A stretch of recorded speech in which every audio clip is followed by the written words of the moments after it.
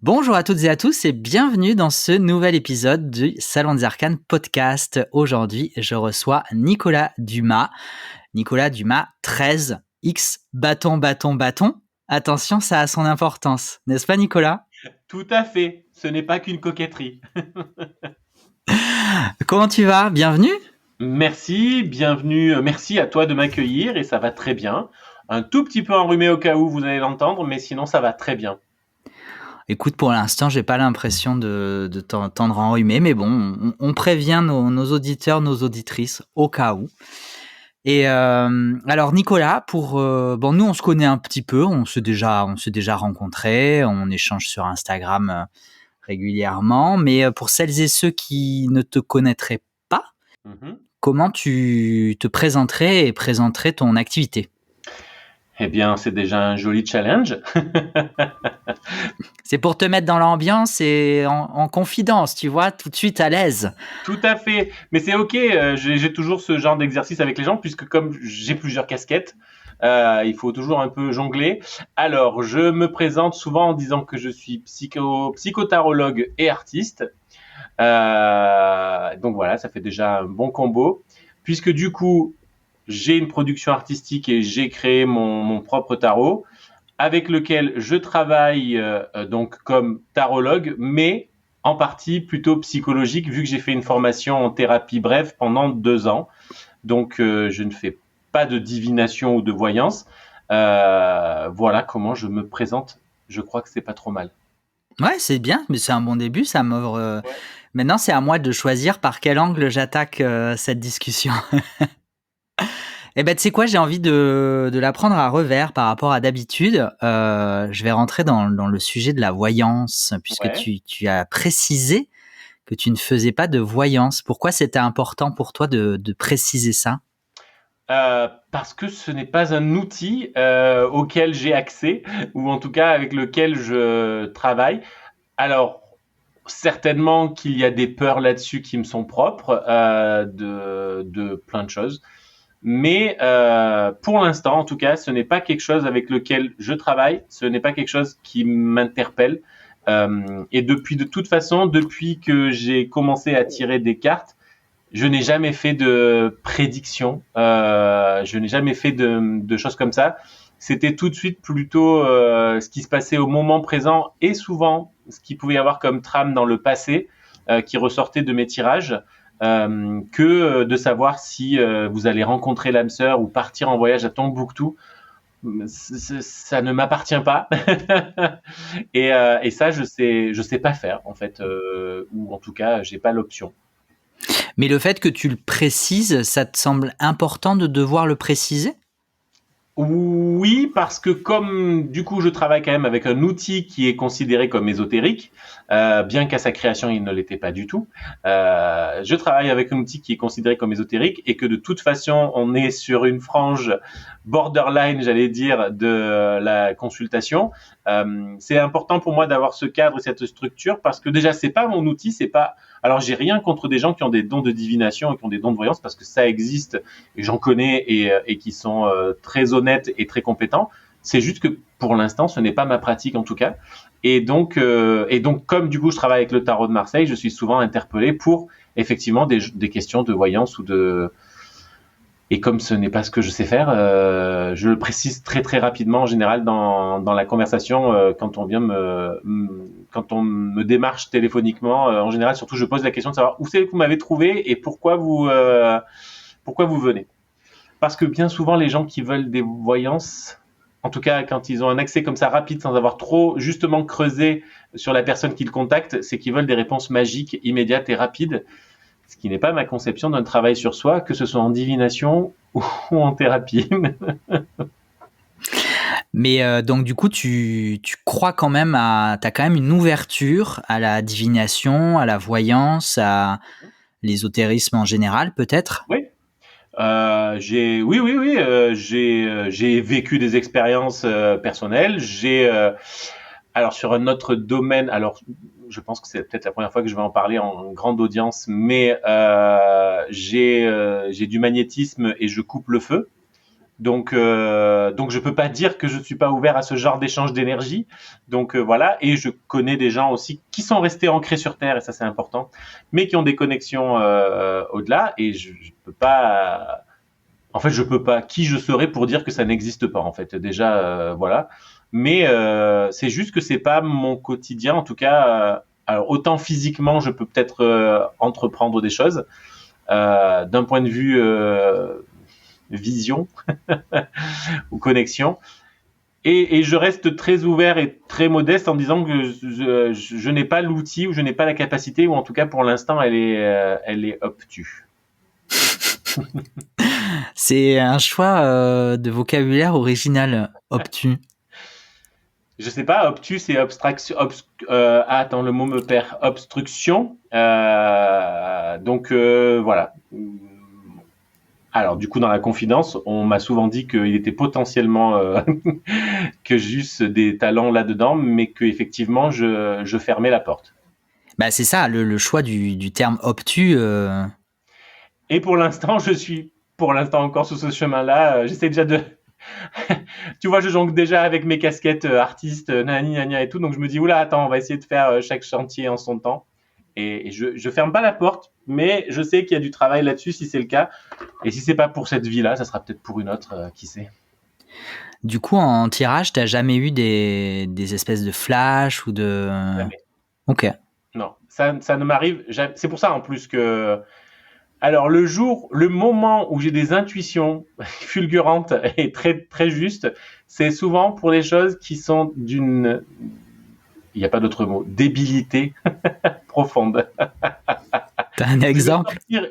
Alors j'ai un exemple très précis qui doit avoir plus de 20 ans, où on faisait un Trivial poursuite et on nous pose une question en savoir quel sport pratique le personnage d'un roman obscur dont je me rappelle pas ni le nom, ni l'auteur, ni quoi que ce soit. Et là, je fais, mais qu'est-ce que tu veux qu'on sache ça et tout? Et je fais, je sais pas, moi, il fait de la pelote basque, ce qui est quand même le sport pas le plus probable du monde. Et là, les personnes se décomposent. Si tu te fous de ma gueule, tu savais la réponse. Et je te jure que non. Et donc, effectivement, ce personnage faisait de la pelote. Faudrait que je retrouve qui faisait de la pelote basque dans son livre. Et voilà. Et ça peut arriver pour des choses comme ça où on me pose une question mais incongrue et je vais sortir une réponse pour moi très très bête et là la personne va me dire mais oui. Et il y a que là que ça marche. Je crois que c'est parce que je pense que je n'y porte aucune prétention, aucune attention et aucune crédibilité et potentiellement là ça marche. Mais écoute, mais pour revenir plus sérieusement, non, dans les consultations jamais. Je peux avoir, bon, bien sûr que j'ai de l'intuition sur connecter des situations qui n'ont pas l'air d'avoir un lien ensemble, mais je peux pas dire que j'ai d'images ou de quoi que ce soit qui me viennent. C'est pas comme ça que ça fonctionne, en tout cas pour l'instant.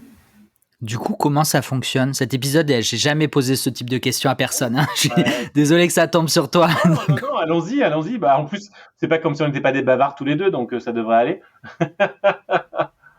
Comment ça fonctionne pour toi, du coup, quand tu réalises un tirage, pour toi ou pour quelqu'un? Alors déjà, effectivement, comme moi, j'ai une approche du coup plutôt psychologique. Je travaille, d'abord, je travaille toujours en live avec la personne, que ce soit en visio ou en présentiel. Et c'est toujours très important pour moi, surtout là ces derniers temps, où je travaille avec des tirages plutôt courts, à 5 cartes en général, d'avoir un échange sur la personne, de savoir ce que chaque carte peut lui raconter aussi à elle en premier. Donc, bon, alors je travaille avec mon jeu qui est très visuel et qui est quand même très architecturé sur le Paul Marteau Grimaud. Et voilà. Et ce qui est important, c'est que les personnes connaissent le jeu ou pas, c'est d'abord, ok, qu'est-ce que vous voyez sur la carte? Qu'est-ce que vous ressentez sur la carte? Qu'est-ce qu'elle vous raconte? Déjà, la façon dont ils peuvent décrire une carte est extrêmement intéressante parce que s'ils me la décrivent en me disant, je sais pas, par exemple, la carte de l'étoile, je vois une dame à genoux avec des cruches, avec des arbres, un oiseau, des étoiles. Je fais, ok, donc là, vous me l'avez décrit, parfait. Donc ça, déjà, c'est une approche très mentale. Tout de suite, tu dis, ok, là, ça veut pas aller dans l'émotionnel. Mais qu'est-ce que ça vous raconte? Et après, pour moi, l'exercice, c'est de dire, ok, alors, elle peut vouloir vous raconter ça. Et comme on sait que les cartes ont quand même beaucoup de sens, elles ont une convergence, mais elles ont quand même des facettes différentes, c'est de se dire à quel moment il y a une facette qui va correspondre à ce que vous ressentez à ce moment-là. Quelquefois, ce qui est intéressant, c'est que la seule facette qu'ils ne vont pas prendre, c'est la bonne. Mais ça, c'est à moi après avec le travail, une part d'intuition et quand même un peu d'expérience de repérer la chose. Parce que le discours, c'est de dire, ok, en fait, bien sûr que les cartes, c'est important de connaître leur trame, leur histoire, leur signification. Mais le plus important, c'est pas que moi j'ai raison, c'est pas que la carte elle ait raison, c'est que le message vous arrive en fait. Et donc de dire, ok, en fait, je sais pas si tu tires, attends, alors, je sais pas là, une carte, si tu dis, bah, je vais rester sur l'étoile, et que tu dis à la personne, c'est la carte de l'intuition et de la chance, et qu'elle te dit, mais moi pas du tout, je suis pas du tout ouverte à ça et tout. Et que pour moi, l'étoile, ça peut être aussi une carte de nettoyage, de fluidité, par exemple. Et dire, est-ce que là, par contre, et elle va me dire, ah oui, ça me parle plus. Ben ça, pour moi, c'est OK, en fait. Parce que du coup, sinon, je vais dire, ben non, la carte, elle veut dire ça. Donc la personne, à un moment donné, elle va me dire ou non, ou oui, pour me faire plaisir, mais en disant, alors lui, c'est un gros con. Et voilà. Et moi, je vais dire, elle est teubée, elle comprend rien à ce que je lui transmets. Ce qui n'est pas l'intérêt. Moi, d'abord, je me fiche de savoir si elle est teubée. Et en consultation, je me fiche d'avoir raison, en fait. Parce que d'abord, une fois de plus, qui on est pour avoir raison ou tort. Alors, j'ai quelques expériences et quelques bagages, mais après, la vie humaine, elle est pareille pour tout le monde. Donc voilà. Donc du coup, c'est d'abord, c'est un échange en fait. C'est de voir à quoi peuvent correspondre ces cartes. Surtout, en général, ce qui est intéressant, c'est qu'elles vont nous révéler les blocages, potentiellement pourquoi aussi. Et puis après, elles nous donnent aussi des clés de travail et d'évolution sur soi. Qu'est-ce qu'on peut entreprendre là-dessus. Donc du coup, c'est plutôt vraiment un jeu d'échange et de réponse et de voir aussi. Alors c'est là que malgré tout les cartes sont magiques parce que du coup l'inconscient te fait piocher des cartes qui vont extrêmement bien parler ou qui vont être très très parlantes. Ça arrive très souvent qu'on parle de quelque chose et je retourne la carte du blocage et on était en train d'en parler alors qu'on n'avait pas vu la carte en fait. Donc alors après, on pourra toujours dire que c'est facile de raccrocher les wagons. Hein. Tu trouves des symboles, tu fais genre oui, mais ça peut parler de ça. Après, une fois de plus, si on veut chercher la bête, on la trouve et c'est qu'une question d'ego. Donc, je rentre pas trop là-dedans en général. Donc, c'est plutôt comme ça que ça passe. Et puis, en fait, mon deuxième outil important, c'est mon inconscient à moi aussi. Parce que ça, je l'ai appris pendant ma formation, moi, en tant que thérapeute où alors aucune prétention là-dessus non plus, mais j'ai un mécanisme de défense et inconscient, on va dire, qui je ne sais pas jouer aux échecs. Je ne sais pas jouer aux échecs, même j'ai fourché pour le dire. Mais disons qu'un mécanisme inconscient classique va jouer 5 coups d'avance. Moi, le mien, il va jouer 10, 15 coups d'avance. Voilà. Ce qui fait que c'est très très compliqué d'aller comprendre ce qui s'y passe derrière pour de vrai. Mais par contre, comme m'a dit ma formatrice, elle me dit ce qui est intéressant, c'est que quand quelqu'un est en face de toi et qui lui il est sur 5 coups d'avance, ton inconscient il est déjà à 15. Donc les 5 coups, il fait genre, ouais, vas-y, viens petit. Et donc, ce que j'ai appris à faire maintenant avec les cartes, c'est que quand il y a un élément à gauche et un élément à droite et qui n'ont rien à voir, mais que par contre derrière, dans mon cerveau, ça fait un petit tilt, un peu comme, tu sais, genre Spider-Man, là, le Spider-Sense. Maintenant, je cherche plus à savoir pourquoi. Je me dis juste, si lui, il a trouvé un lien, c'est que potentiellement, il y en a un. Je lui fais confiance. Donc, on transmet le truc. En général, il se trompe pas trop. Et voilà comment tout ça peut fonctionner. Comment ? Je suis parti loin déjà. Ouais, c'est hyper intéressant. Moi, je suis captivé. Ça me fait rire le Spider Sense là, que d'autres pourraient appeler alors effectivement intuition, inconscient ou peut-être canalisation. Je reste ouvert sur ce truc-là. Est-ce que c'est rassurant pour moi ? En tout cas, j'ai aussi un mécanisme assez rationnel. Et j'aime bien comprendre les choses et les expliquer. Alors ça paraît déjà irrationnel de se dire que son inconscient travaille dans le dos, mais ça reste le plus proche neuroscientifique de ce qui se passe pour de vrai. Après, est-ce que c'est ça ou autre chose ? Peu importe. Mais pour moi, ça me donne une structure, donc et c'est important pour moi en fait d'avoir une structure et de me dire ok, ça fonctionne comme ça et ça me rassure sans doute et ça marche donc. Comment tu définis l'inconscient ? Quand tu parles d'inconscient, qu'est-ce que ça revêt comme sens pour toi, pour les personnes qui nous écouteraient, qui ne seraient pas forcément habituées ou familiers de ce terme ? Ok, alors je suis pas neuroscientifique non plus, mais en tout cas, on sait que d'un point de vue neuroscientifique, chimique, physique, ce que l'on veut, notre cerveau fonctionne avec, toi et moi en train de discuter, les gens en train de nous écouter, le conscient, ce que l'on pense tout contrôler, c'est à peu près 15% de notre fonctionnement cérébral. Ce qui veut dire que 85% de notre fonctionnement cérébral est inconscient. Donc, nous n'avons potentiellement pas accès à toute cette somme d'informations, que potentiellement ça nous sauve peut-être la vie aussi, parce que sinon on pourrait avoir le cerveau qui grille un petit peu.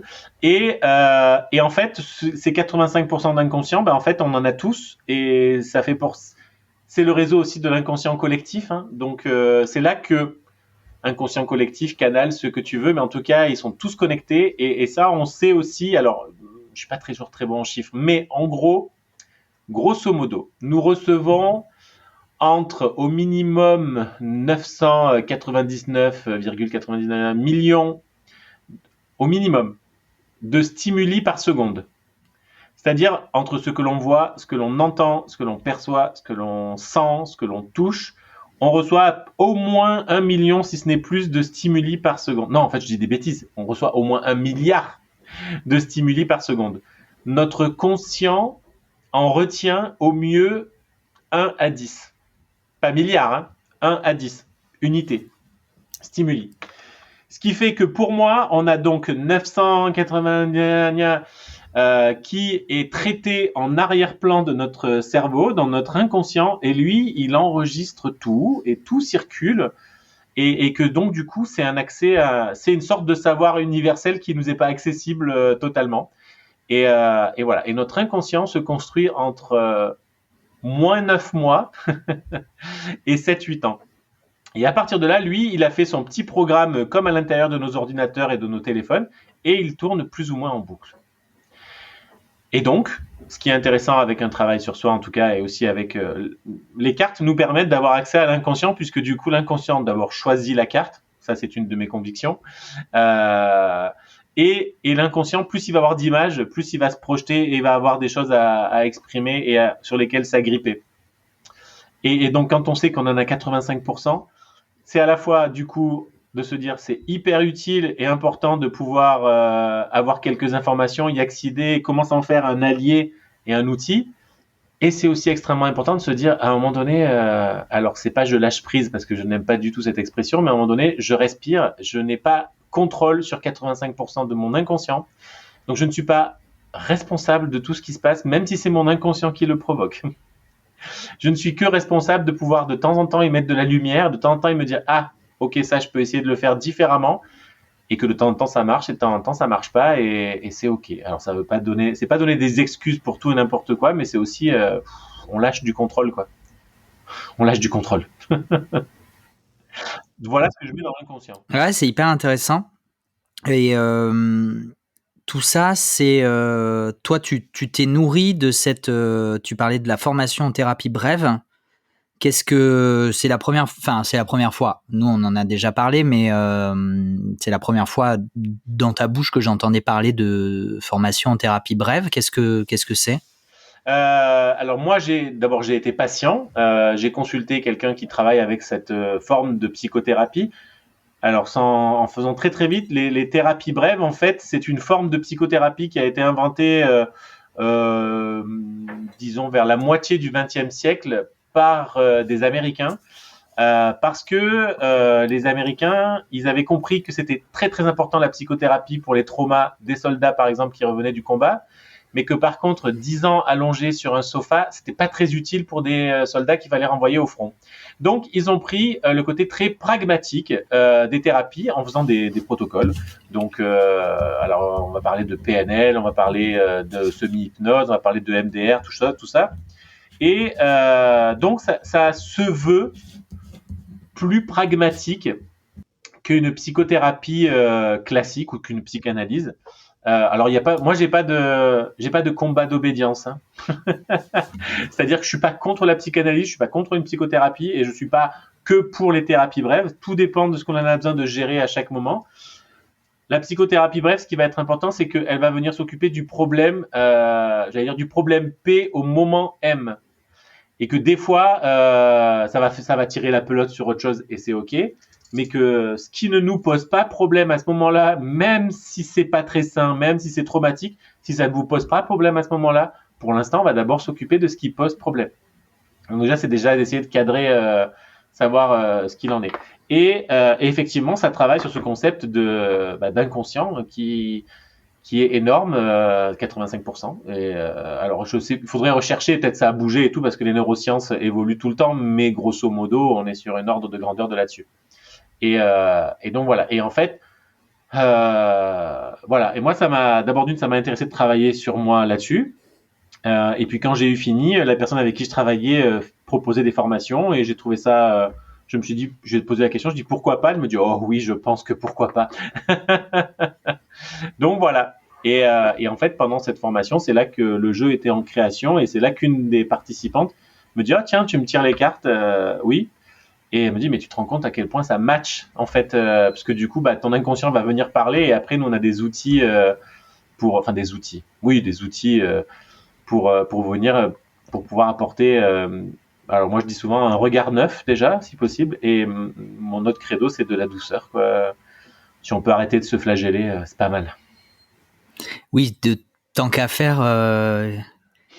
Tant qu'à faire, c'est exactement ce que je dis, c'est que tant qu'à faire, de toute façon, entre le bâton ou la carotte, le bâton ne marche pas sur soi-même.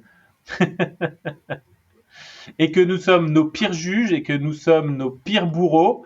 Personne ne sera plus sévère et plus dur avec soi-même que nous-mêmes ou que nos croyances inconscientes, parce que c'est encore autre chose, parce que des fois, c'est nos croyances inconscientes qui croient que l'on mérite ce que l'on vit. Et tant que l'on n'a pas la clé pour essayer de le regarder, de l'apprivoiser différemment, voilà. Et c'est dans les pires moments de compulsion ou aux pires moments où on se rend compte, où on se fustige, c'est à ce moment-là qu'il faut s'arrêter et se faire un câlin. C'est de la gymnastique. c'est de la rééducation. Oui, et c'est vrai qu'on est plus conditionné à être des hommes ou des femmes fortes, à affronter l'adversité du monde, à gagner sa vie à la sueur de son front, etc., etc. Toutes ces expressions horribles. Ouais, clairement. Mais clairement. Du coup, voilà quoi. Et puis alors, nous avons tout le conditionnement masculin depuis, voilà, les hommes forts, un homme ça pleure pas, blablabla, blablabla et tout. Et les femmes, avec tout le mouvement de libération, évidemment, alors pas mérité, j'ai pas le bon mot, mais en tout cas évidemment évident qu'il faut qu'elles fassent. Nécessaire et salutaire de toute façon. Nécessaire et salutaire, mais aussi endosse quelquefois ce mauvais rôle du coup de femme warrior. Alors moi, quand une femme me dit je suis une warrior, en général, en consultation, j'essaie de lui dire, écoutez, on va essayer d'enlever l'armure, parce qu'une armure, c'est lourd. Ça peut protéger et c'est nécessaire à quelques moments, mais c'est aussi nécessaire de ne pas la porter tout le temps. Et quand on n'est qu'une femme warrior, ça pose problème pour moi. Enfin, pour moi. Si ça lui pose pas de problème, déjà, elle vient pas me consulter, ou en tout cas, on vient pas là-dessus. Mais du coup, ça apporter de la douceur, c'est vraiment quelque chose qui... c'est un combat. En vrai, c'est un autre combat. Et je pense pouvoir parler en conséquence ou en connaissance de cause. Il a fallu pas mal de temps pour comprendre que j'étais très très doux avec les autres et pas très très très très avec moi-même. Et aujourd'hui, tu as trouvé la douceur avec toi-même ? J'y arrive beaucoup plus facilement qu'avant. Qu'est-ce qui t'a aidé pour les gens qui nous écouteraient Déjà d'avoir à peu près compris comment mes mécanismes fonctionnaient. Donc ça demande quand même un petit peu de travail sur soi avec quelqu'un. Déjà en dehors, puis pendant la formation, et puis de toute façon on continue parce qu'une fois qu'on a commencé à tirer la pelote, c'est pour toute la vie. Hein. Le fil de laine ne s'arrête jamais et que bien qu'étant moi-même, je travaille, je suis thérapeute et tout, je continue à consulter, je continue quand j'en ai besoin à aller voir quelqu'un, que ce soit un psy, que ce soit un sophrologue, un kinésio, peu importe, ça dépend du moment. D'abord de comprendre ça, de comprendre que j'étais construit en force, beaucoup plus que ce que je croyais. Et puis c'est la vie en fait. Hein. Quand on commence à avoir mis de la lumière, on commence à comprendre certaines choses. Et la vie m'a apporté de la douceur aussi avec un compagnon qui lui était extrêmement doux. Et, euh, et en fait, allez, il y a 2 anecdotes comme ça où vraiment j'ai aucun problème à les raconter. J'ai eu il y a 3 ans, 2 ans et demi, un calcul rénal.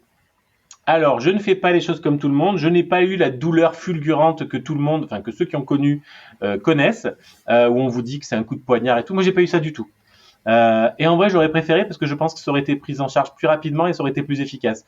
Mais c'est pas ce que j'ai eu. Et du coup, le premier soir où j'ai été malade comme un chien, en plein milieu de la nuit, donc plutôt crampe d'estomac, plutôt, bon, on épargne les détails, mais c'était plutôt gastrique. Et du coup, j'ai été malade comme un chien. Et le lendemain matin, j'ai au téléphone donc mon compagnon. Et je lui dis vite fait que j'ai été malade. Il me dit, oh là là, mais tu veux que je descende et tout, parce qu'on n'habitait pas du tout au même endroit. Et là, je lui dis, mais surtout pas, en fait. Je lui dis, mais en fait, j'ai pensé pendant la nuit, heureusement que tu n'étais pas là, parce que je sais même pas si j'aurais pu être malade à ce point-là s'il y avait eu quelqu'un à côté de moi. Et il me dit, mais pourquoi tu dis ça? Je fais, je sais pas si je me serais autorisé à être malade comme ça, en fait, ou en tout cas à être dans la démonstration. Et là, il me dit, mais enfin, si c'est moi qui avais été malade, ah, mais je dis, c'est toi qui avais été malade, bien évidemment que j'aurais eu un gant d'eau froide sur ton front, à te caresser le dos, à te soutenir et à être là à côté de toi, mais que tu sois là à côté de moi, c'est pas possible.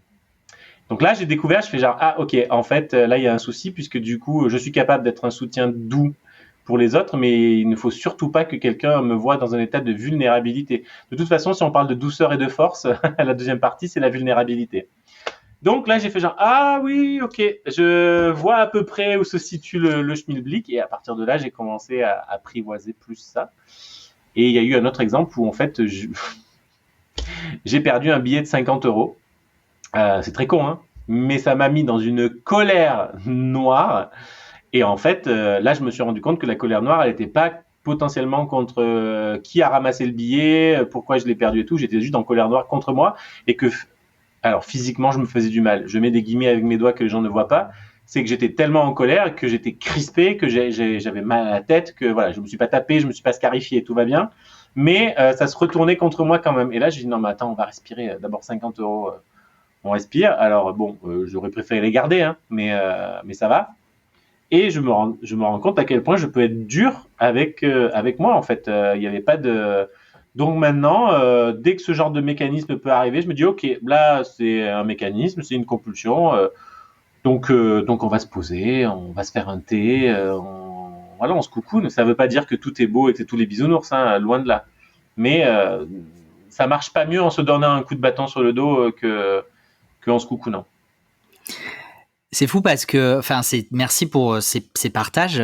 Et en fait, moi, quand je t'écoute, je me rends compte encore et toujours à quel point la vie est généreuse, parce qu'en fait, la vie nous offre toujours sur un plateau ce dont on a besoin pour mettre de la lumière, pour conscientiser nos réactions, nos comportements, nos limitations, nos conditionnements. Encore faut-il y prêter attention. Exactement. Et là où je vais refaire le cartésien rationnel, c'est que nos mécanismes inconscients sont parfaits pour jouer les uns avec les autres. Donc, au moment où on cherche quelqu'un qui va venir faire jouer nos pires travers, on va trouver un mécanisme inconscient en face qui va venir nous faire jouer nos pires travers. Et les moments où on est prêt à accueillir autre chose, peut-être qu'on se rend compte à ce moment-là qu'il y a d'autres mécanismes qui se jouent et qui peuvent nous permettre effectivement de débloquer des choses et de mettre en lumière. Je vous rassure, la vie de couple fait que nos mécanismes sont parfaits pour s'irriter aussi. Nous nous sommes trouvés parfaitement pour partir en vrille sur nos faiblesses chacune respectives. Je ne rentrerai pas plus dans les détails, on s'en fiche. Mais c'est... Et je remercie aussi, alors je ne suis pas son thérapeute, loin de là, mais d'avoir moi ce recul, cette formation, etc., de me dire, ah oui, ok, là je vois ce qui m'appartient et je vois ce qui t'appartient. Et des fois, ce qui m'appartient ne m'appartient et je dis, tu n'as aucune prise dessus. Donc, tu me laisses respirer, tu me laisses digérer. Et si ça te provoque des émotions, c'est les tiennes. Donc du coup, voilà. Mais autant, voilà, nos mécanismes se répondent très très bien dans les deux sens. C'est une forme de responsabilisation nécessaire, de toute façon. Oui. Ah, mais alors, je passe mon temps à dire aux consultants, nous sommes tous des adultes responsables, même si nous travaillons sur nos mécanismes inconscients qui sont des enfants, puisque ce sont nos enfants intérieurs, en gros. Euh, Après, nous sommes chacun des responsables de nos vies et si possible, d'en prendre soin chacun pour soi. Oui, tu parles d'enfant intérieur, puisque comme tu disais que l'inconscient se constitue entre moins 9 mois et 8 à 9 ans, en fait, c'est notre enfance qui construit, qui façonne Mhm. cet inconscient. Oui. En général, alors après, il doit y avoir des exceptions, mais en tout cas, tous les traumas, tous les impacts émotionnels que l'on revit en tant qu'adulte sont encore des reflets d'impact et de traumas que l'on a vécu. Alors pourquoi je dis moins 9 mois à 7-8 ans? Moins 9 mois parce que déjà, comment vous avez été conçu, ça change votre inconscient. Si vous avez été conçu dans l'amour, si vous êtes un accident, si vous êtes un bébé réparateur, si vous êtes issu d'un viol ou d'un inceste, ce n'est pas la même procréation que si vous... Voilà. Comment se passe la grossesse? Comment se passe l'accouchement? Par exemple, ça c'est un constat pour l'instant, les personnes qui ont justement un mécanisme un peu en force, en général, ont eu une venue au monde un peu compliquée. Soit forceps, ça se fait plus, mais c'était à l'époque, soit césarienne, soit quelque chose comme ça et tout. Et en général, ça déjà, vous arrivez au monde en vous disant, oula, l'inconscient, il a intérêt à être costaud parce que sinon, je vais pas résister. Et puis après, comment se passe votre enfance? Ce que vous récupérez de vos parents, de vos grands-parents, de vos générations. Bon, après, on part sur d'autres sujets, mais du coup, voilà. Et tout ça, ça a de l'impact sur lequel nous n'avons aucune maîtrise et sur lequel nous ne pourrons jamais rien faire, si ce n'est quand on le découvre et que ça donne sens et que ça fait une sorte de verticalité et d'équilibre en soi et de se dire, ok, alors c'est pas une fois de plus, c'est pas l'excuse de se dire, ah oui, mais tu comprends, j'ai un mécanisme comme ça parce que si, parce que ça, oui, mais bon, on a tous nos mécanismes, donc. Mais c'est à demander, dire, ah ok, là je comprends, ça m'aligne, je peux mettre un peu de douceur et dire, ok, mais je peux dépasser ça aussi en fait.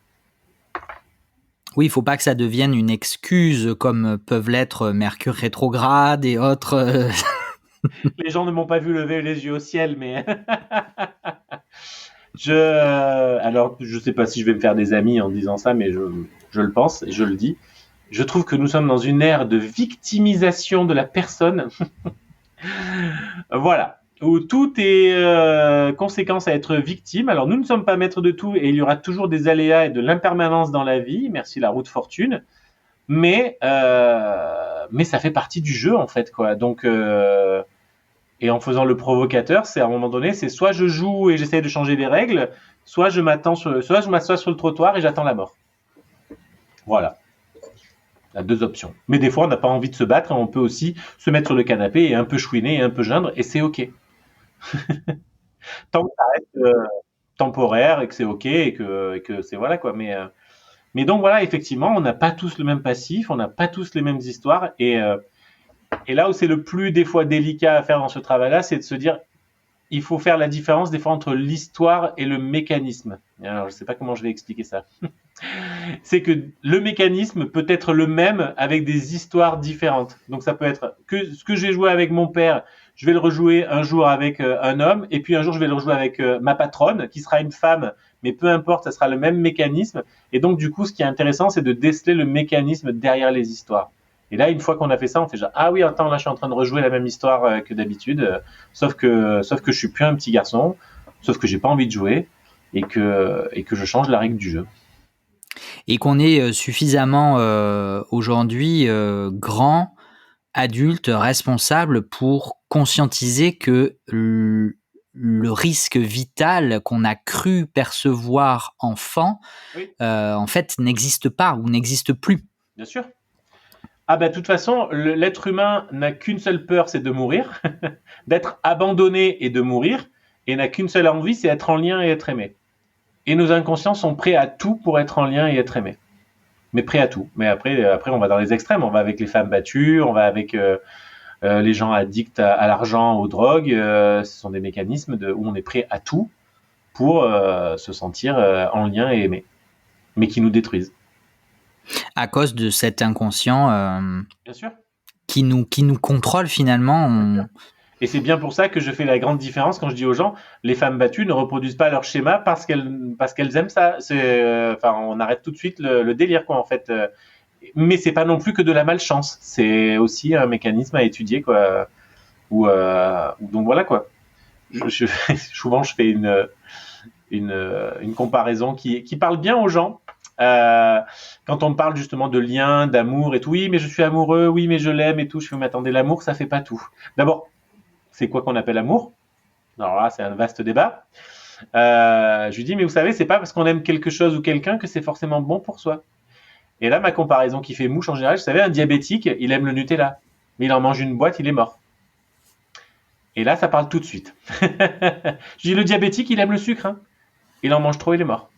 Bah, vous pouvez être amoureux de cette personne, mais si elle est, alors j'aime pas trop dire ça, mais si elle est trop toxique pour vous, parce qu'il y a personne de toxique, en fait les gens sont pas toxiques, les gens sont juste en train de parfaitement reproduire le schéma en face de nous qui nous fait vivre un truc infernal. Mais si voilà, vous pouvez être amoureux de cette personne mais c'est pas le moment, c'est juste pas le moment, c'est pas le bon sentiment, c'est pas la bonne chose. Et tant que c'est plus toxique qu'élévateur, il y a pas de recette magique de dire bah il faut que je ralentisse quoi. En t'entendant, moi, j'entends des discours que j'ai déjà entendus et que je peux partager, hein, mais qui sont exprimés peut-être différemment. Alors d'un côté peut-être plus perché, on parle de loi d'attraction, on parle de résonance vibratoire, on parle de, tu vois, on attire ce qu'on vibre, ce genre de phrases. Alors, je suis pas contre ce genre de pensée, mais dans la formulation, là où ça me pose problème, c'est la loi de l'attraction et où c'est quoi que tu as dit enfin, j'attire ce que je dois vivre ou je sais pas quoi. J'attire ce que je vibre, ce type de phrases qu'on a entendues. Ouais, voilà. Sauf que une fois de plus, 85% d'inconscient, je ne sais pas ce que je vibre. Donc je ne peux pas me rendre responsable de quelque chose qui est inconscient. Je peux le mettre en lumière, je peux l'apprivoiser, mais il faut que j'arrête de me dire que parce que c'est très beau la loi de l'attraction quand ça attire du positif. Mais quand il nous arrive du négatif, ça veut dire qu'on l'a attiré aussi? Alors, inconsciemment, peut-être, mais est-ce que je peux me blâmer de quelque chose qui est inconscient? Là, on est presque dans de la philo, en fait, tu vois, mais à un moment donné, juste, j'ai pas fait exprès, en fait. J'ai pas envie. Euh, alors, je vais te faire le parallèle avec, ça arrive souvent aussi dans le milieu, tu sais, avec les maladies. Ah oui, mais tu as vécu ça parce que nanani, mais pourquoi? Alors, est-ce que ça, c'est une colère et tout? Je fais, ouais, ouais. Et moi, il y a quelques temps, j'ai eu, je sais plus, il y a quelques mois, un an et quelques, j'ai eu une conjonctivite. Une conjonctivite, quoi. Qu'est-ce que tu n'as pas voulu voir? Et là, j'ai répondu à la personne, eh ben, j'ai pas vu le virus, en fait. Le virus, il est arrivé, il a fait un zigzag, je l'ai pas vu, et paf, il est allé droit dans mon œil. Et c'était suffisant comme réponse, parce que j'ai en fait, j'en sais rien ce que j'ai pas voulu voir. Parce que si je l'avais vu, peut-être que j'aurais pas eu la conjonctivite, mais a priori, mon inconscient, il avait pas envie de me dire pourquoi. Donc, et de toute façon, et Dieu merci, je croise quand même de plus en plus de gens qui travaillent sur le bien-être physique ou mental et qui vous disent on arrête de contrôler tout en fait. Et si on a une maladie, on essaie d'abord de régler le problème avec les moyens de la médecine moderne si possible, en tant que ça rentre voilà dans. Mais voilà, quand on va pas soigner tout et n'importe quoi par la psychothérapie, quoi. À un moment donné, on soigne d'abord le mal physique. Après, si possible, on regarde peut-être pourquoi. Mais des fois, en fait, c'est juste parce qu'on était fatigué, parce que voilà, enfin, faut lâcher quoi, faut respirer. On n'est pas des surhommes, on n'est pas des dieux, on est juste des êtres vivants et puis plus on avance dans l'âge, plus on va choper des virus, plus on va, voilà, il n'y a pas non plus de, qu'est-ce que je te dise? Mais du coup, c'est pour ça. Excuse-moi, la loi de l'attraction, tout ça et tout, oui, ok, mais sauf juste, oui, je vais vivre des choses qui vont être en résonance avec ce que mon inconscient a comme croyance. Ok, ça ne veut pas dire que je peux tout changer, ça ne veut pas dire que je sois responsable de tout. Ça veut dire que je peux faire du mieux. Le mot que j'utilise le plus, je crois que c'est apprivoiser. Je peux que apprivoiser tout ça au fur et à mesure et du mieux que je peux. Et quand ça marche pas, et ben, au lieu de me taper dessus, j'essaie de me réconforter. Oui, et puis pour peut-être terminer avec ce sujet qui était enfin hyper intéressant, mais on pourrait effectivement en débattre pendant des heures tellement en fait de toute façon on n'a pas les réponses. Hein, une fois de plus, on ne peut exposer que nos propres croyances, nos propres expériences, mais c'est qu'en plus de tout ce qu'on vient déjà d'exprimer, chaque expérience va être vécue différemment en fonction de la personne qui le vit, quand bien même l'expérience serait exactement la même. Je suis bien d'accord. Et ça fait juste un reflet de nos mécanismes. Ça, j'ai un exemple très précis là-dessus aussi pour le faire comprendre aux gens. C'est déjà les souvenirs d'enfance quand vous parlez avec votre frère, votre sœur, vos cousins d'un événement familial. Vous n'allez pas avoir du tout la même sensation, la même émotion qui vont y être approchées. Et pour montrer un autre mécanisme qui montre juste des mécanismes de défense que l'on a tous, c'est quand quelqu'un tombe dans la rue devant vous. Eh bien, vous avez plus ou moins 4 réactions. Il y a les gens qui vont ignorer, il y a les gens qui vont paniquer, il y a les gens qui vont, alors ça fait 3 réactions en fait, et il y a les gens qui vont exploser de rire en fait. Et je lui dis, et pourtant c'est le même, c'est juste. Il y a peut-être des gens qui vont se précipiter, pour. Oui, voilà. Et je lui dis, et c'est exactement le même fait. Quelqu'un tombe dans la rue. Alors, j'essaie de préciser, quelqu'un tombe dans la rue et ne se blesse pas grièvement devant soi. Quelqu'un tombe dans la rue. Point. Il a glissé, il est tombé. Voilà. Et je dis, en fait, ces 4 réactions, ça vous montre que pour le même fait, il y a des gens qui vont dire, oulala, je n'ai rien vu, je trace ma route, je ne veux pas voir le danger. Il y a des gens qui vont paniquer, qui vont d'ailleurs plus faire peur à la personne des fois il y a des gens qui vont être explosés de rire. Je fais partie de ces gens-là. Je fais partie des gens qui vont exploser de rire. Je vais quand même aller aider la personne, mais mon premier mécanisme, c'est de rire. Et c'est pas mieux. C'est parce que le rire me déconnecte des émotions de la peur. Et il y a des gens qui vont vite aller l'aider, faire le sauveur, alors que ça se trouve, la personne, elle est morte de rire par terre. Donc, c'est juste le même fait, mais on réagit pas de la même façon selon nos passifs et nos mécanismes. Ton histoire, elle me fait penser à ces enfants qui tombent et où généralement, je pense dans une majorité de cas, finalement, ils se font pas si mal parce qu'ils tombent de pas bien haut. Ouais. Mais par contre, c'est la réaction autour qui va leur faire prendre conscience qu'il y avait peut-être un danger. Et c'est à partir de là que vient les pleurs, etc. Alors moi, j'ai une anecdote. J'ai une amie. On avait fait, c'était il y a des années de ça. On fait un réveillon. On était vraiment genre 4-5. Enfin voilà, et il y avait donc son petit garçon qui devait avoir 3-4 ans. Et minuit et quelques, Sarbacane, les boulettes en papier. Tu vois le truc, voilà, les cotillons, tout ça et tout.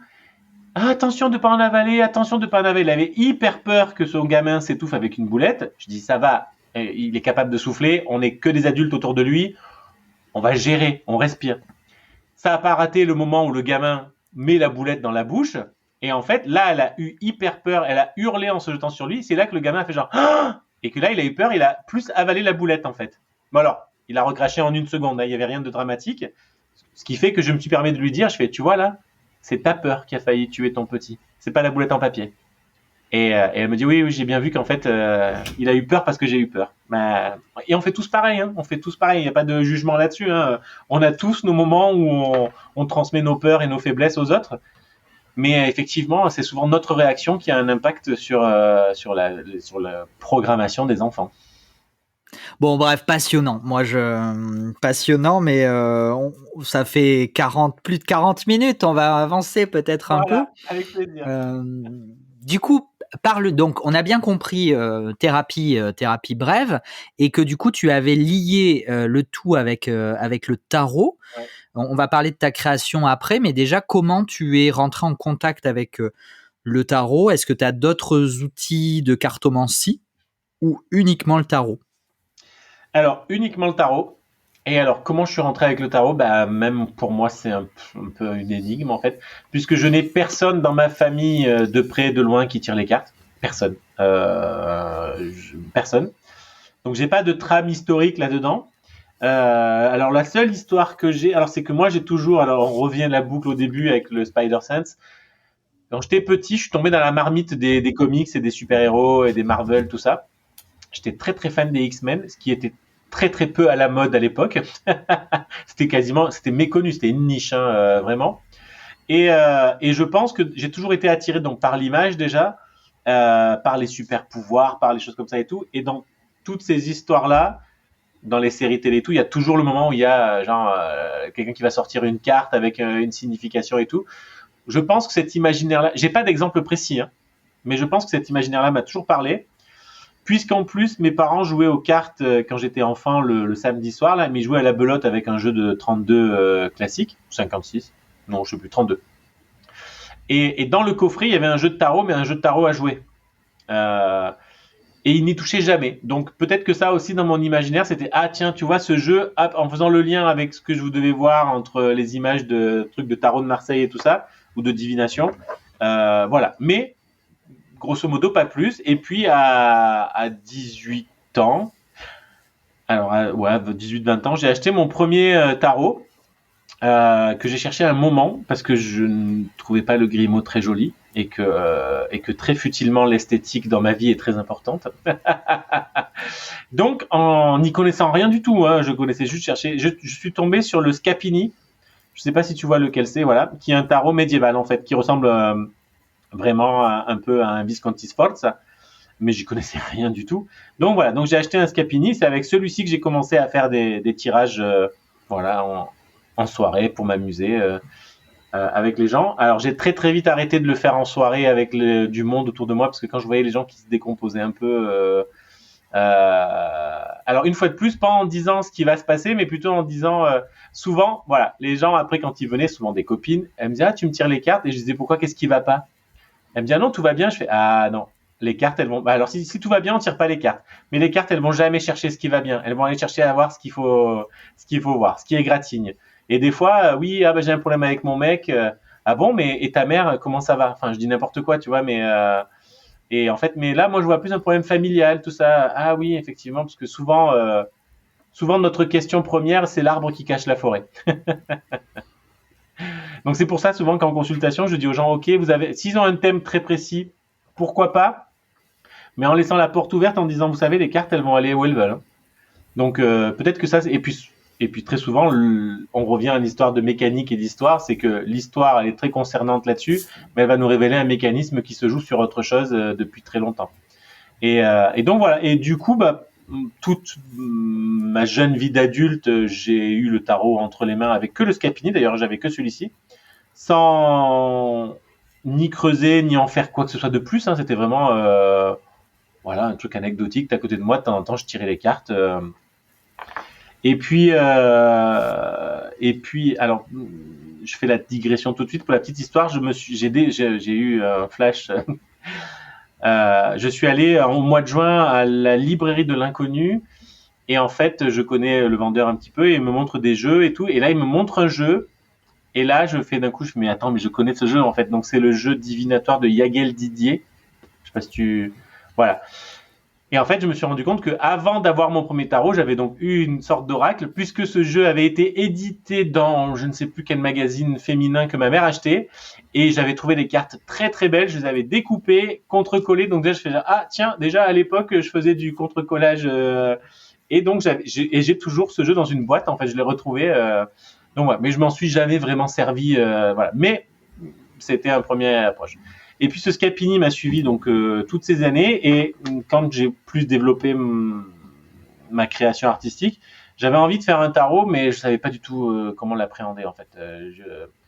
J'y arrivais pas. J'avais fait plusieurs croquis et tout, mais c'était surtout les couleurs là, ces couleurs primaires, un peu ces aplats primaires là sur les jeux plus connus, me plaisaient pas.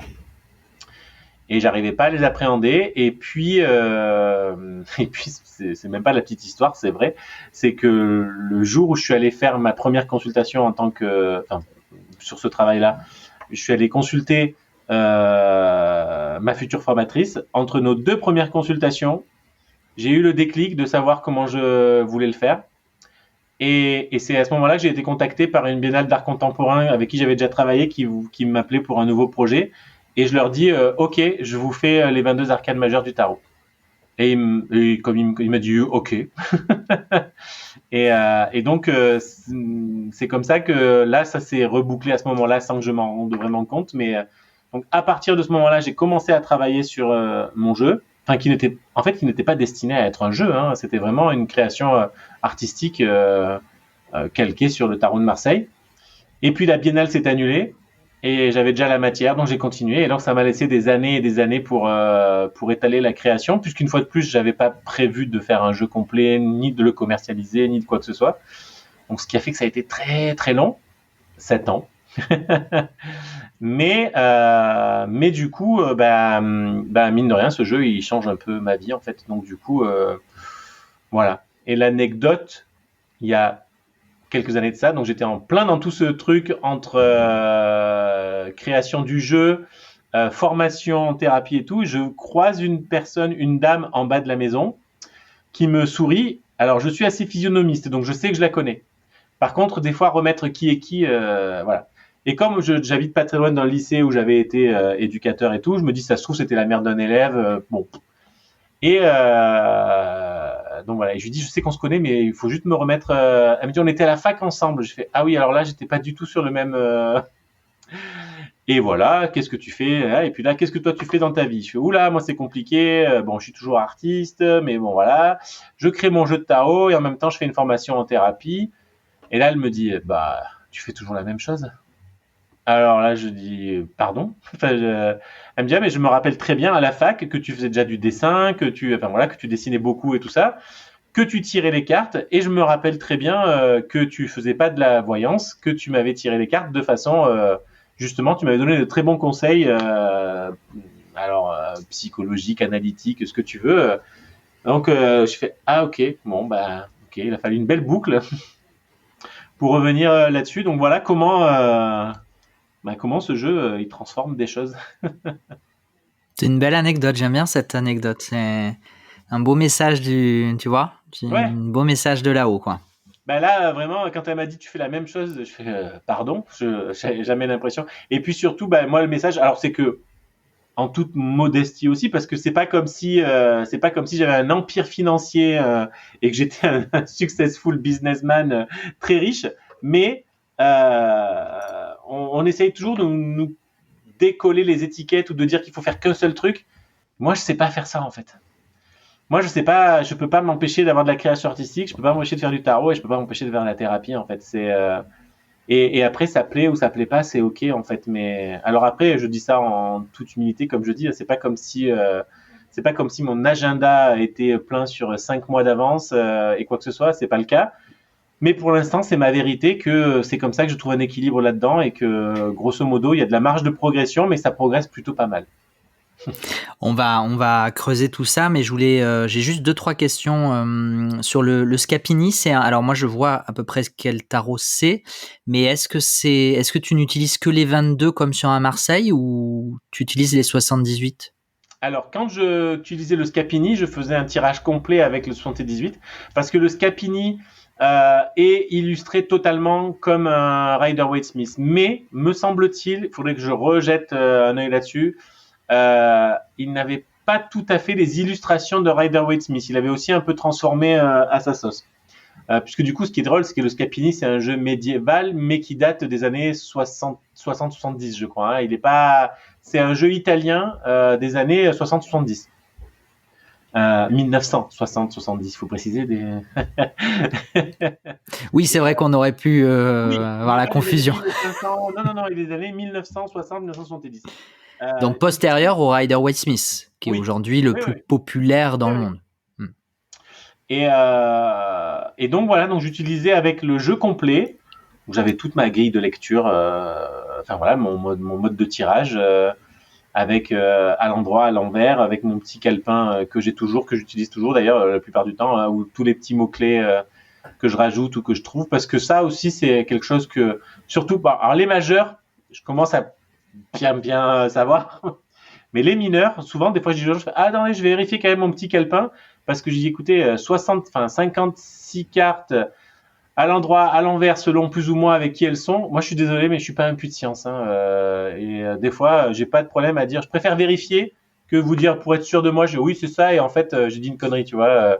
Donc, même si plus ou moins le feeling fait que tu englobes la carte dans une lecture, mais bon.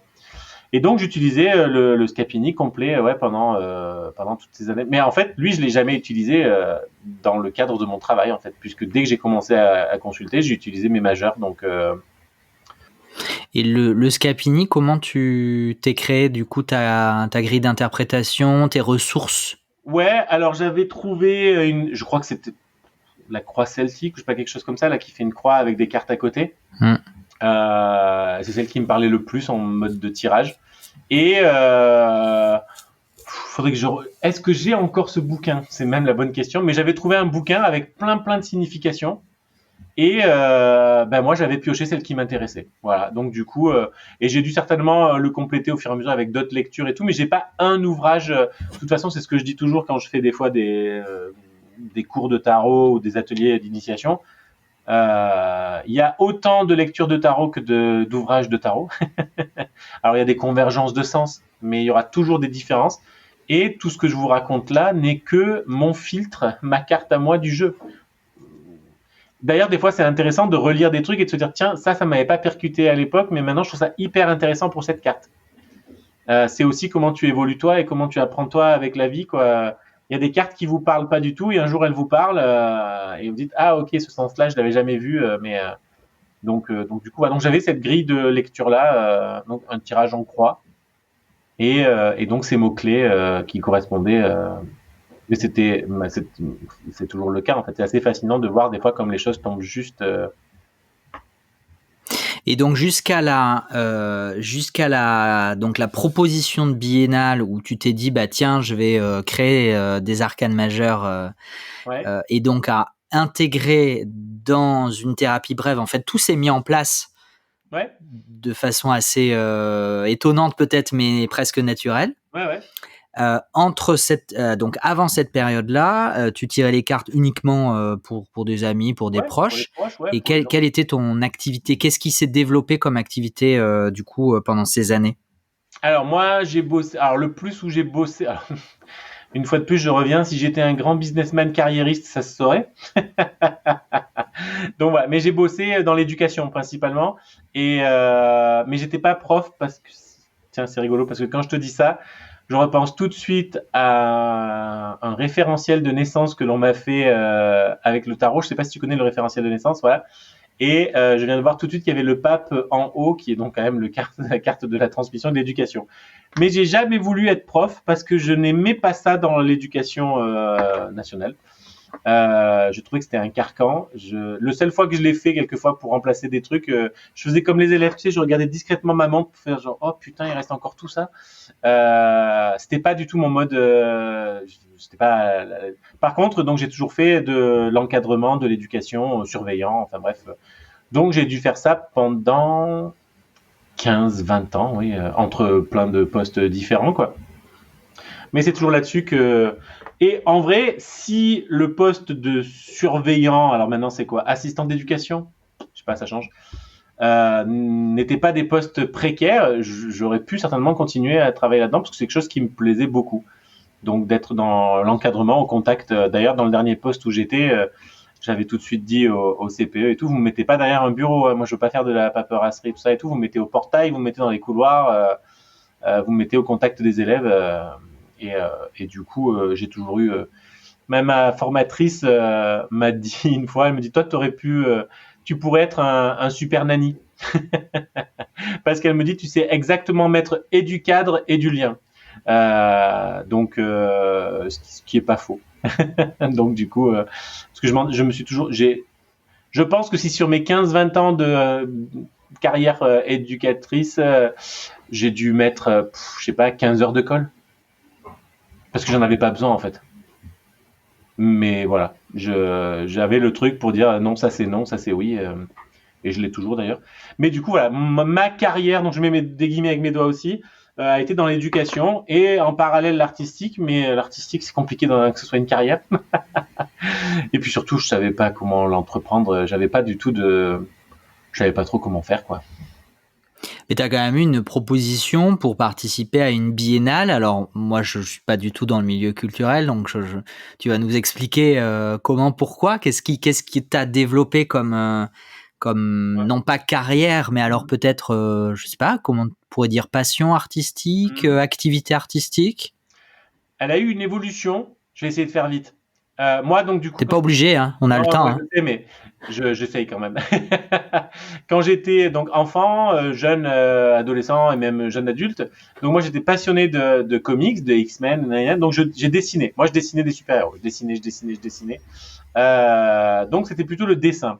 Mais j'ai jamais pris aucun cours de dessin, donc je suis pas nul, mais je suis pas professionnel ou je suis pas académique.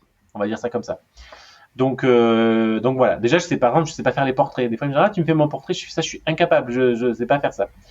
Et quand est arrivé les débuts des années 2000, oui, ça doit être ça, avec les ordinateurs et tout ça, et je me suis mis à commencer à colorier mes dessins avec un truc qui était un dérivé de Photoshop à l'époque. Et là, en étant en contact avec quelques personnes, c'est là que, alors du coup, j'étais beaucoup plus doué pour la couleur que pour le dessin. Enfin, d'après eux. En tout cas, j'avais l'œil pour les couleurs et la lumière. Donc, ok. Mais finalement, j'en ai pas fait grand-chose de plus, si ce n'est qu'à ce moment-là aussi, c'est démocratiser les appareils photo numériques. Puisqu'à mon grand âge, quand j'étais jeune, c'était des appareils analogiques. Et ça a toujours été un frein parce que je me disais, oui, mais bon, faire des photos de quoi après, tu sais pas ce que tu fais. Et puis, bon. Et là, avec le numérique, ça a commencé à me libérer aussi une certaine créativité. Et là, en fait, un peu tous mes délires. Alors, je suis passé un tout petit peu par la peinture acrylique et tout aussi au couteau, mais bon, ça n'a pas duré très longtemps. Et là, en fait, je me suis dit, ah, attends, mais tout ce que tu visualises, que tu sais pas forcément faire en dessin, tu peux peut-être le faire avec un modèle et le transformer avec Photoshop pour rajouter des effets, de la lumière, du dessin dessus et tout. Et donc, à partir de là, j'ai commencé à travailler vraiment là-dessus. J'ai eu la grande chance d'avoir une sœur, un cousin et des amis très photogéniques et très open. Donc, j'ai eu beaucoup. J'ai eu de la matière première pour faire mes modèles, m'amuser avec ça et tout. Et donc, du coup, à partir de là, j'ai commencé un petit peu plus à faire une production artistique. Alors, c'était de la photo retouchée, en fait, avec du travail par-dessus. Et c'est de là que, alors c'était la Biennale du Gard, mais j'ai dû participer d'abord à quelque chose qui était un salon des arts ou je sais pas quoi, et le commissaire ou l'organisateur, non, c'était pas l'adjoint, c'était le chargé de culture. Du coup, il a vachement aimé mon travail là-dessus. Et du coup, c'était assez encourageant. Et en fait, ils ont ensuite créé une biennale d'art contemporain dans le Gard, donc là où je vivais, enfin où je vis toujours d'ailleurs. Et donc j'en ai participé à 2, voilà. Et du coup, chaque fois, j'avais carte blanche sur ce que je voulais faire. Et d'ailleurs, la dernière qui a été faite, j'avais fait un projet sur les 7 péchés capitaux. Et il me dit, oui, tu seras dans telle salle et tout, ok. Et il me montre le truc et puis d'un coup je fais genre mais attends donc je crois que j'avais 3 mètres de mur sur 10 mètres enfin un truc le grand fond de mur quoi. J'ai dit waouh mais attends c'est énorme. Il me fait oh je n'ai aucun souci sur ta scénographie parce que je sais bien faire ça. C'est pareil, j'ai jamais travaillé là-dessus mais j'ai plutôt l'œil là-dessus et du coup voilà. Et en fait quand ils ont lancé donc celle qui devait être la 3e Biennale d'art contemporain, il me dit, ah bah tiens, on va lancer l'appel à candidature, donc si jamais tu as un projet ou si tu as envie, et c'est là que je lui dis, bah ok, c'est parti pour le tarot de Marseille. Il me dit, bon, bah ta carte blanche. On avait déjà visualisé le truc et tout. C'est bête, ça s'est jamais fait. Pour l'instant. Mais du coup, t'en as quand même créé un tarot qui, si je reprends presque tes mots, je crois, a changé ta vie. Mm-hmm. Et si t'avais pas eu cette proposition, même si au final elle a été annulée, peut-être que tu n'aurais jamais créé ce tarot. Alors, oui, je sais pas, puisqu'en fait, j'ai eu le déclic pour travailler dessus. À ce moment-là, j'ai eu le déclic j'ai eu ce déclic de me débarrasser des couleurs et de le faire noir et or. Alors, pourquoi ? Maintenant, voilà. Mais à ce moment-là, j'ai eu le déclic et j'ai commencé à me dire, OK, comment je peux le faire ? Et j'ai eu cette proposition. Après, ça a certainement accéléré les choses. Me connaissant, quand j'ai une idée en tête, en général, je l'ai pas ailleurs, comme on dit. Donc, je pense que je l'aurais certainement aussi fait. Mais ça aurait été, alors, à la fois moins rapide sur le départ, mais peut-être plus finalement sur le long terme, j'en sais rien. Ça m'a, en fait, voilà, moi je me dis, bah oui, ça a été très très long à mettre en place, mais c'était une première expérience de ce genre de travail. Je faisais plein de chantiers en même temps dans ma vie, et surtout d'approfondir. En fait, en toute honnêteté, d'avoir vraiment créé le jeu, ça m'a permis aussi de tellement parfaire mes connaissances sur les cartes, quoi. Voilà, parce que du coup, moi, ce qui m'a intéressé, c'était de comprendre aussi l'iconographie, l'histoire, l'architecture de la carte, pourquoi elle est composée de telle façon, surtout pour les arcanes majeures. Bah, ça te permet aussi, d'une fois de plus, d'avoir du sens, d'avoir des pistes, d'avoir des sémantiques qui peuvent permettre de rebondir dans un tirage avec la personne, quoi. Parce que des fois, les gens, ou à l'inverse, ce qui peut être intéressant, c'est que des fois, les gens vont voir un détail sur une carte à laquelle tu n'avais jamais pensé que ça aurait pu être important. Et pour eux, ça vient parler de quelque chose. Mais du coup, tant mieux. Le principal, c'est que ça vienne ouvrir un champ aussi de dialogue avec eux, quoi.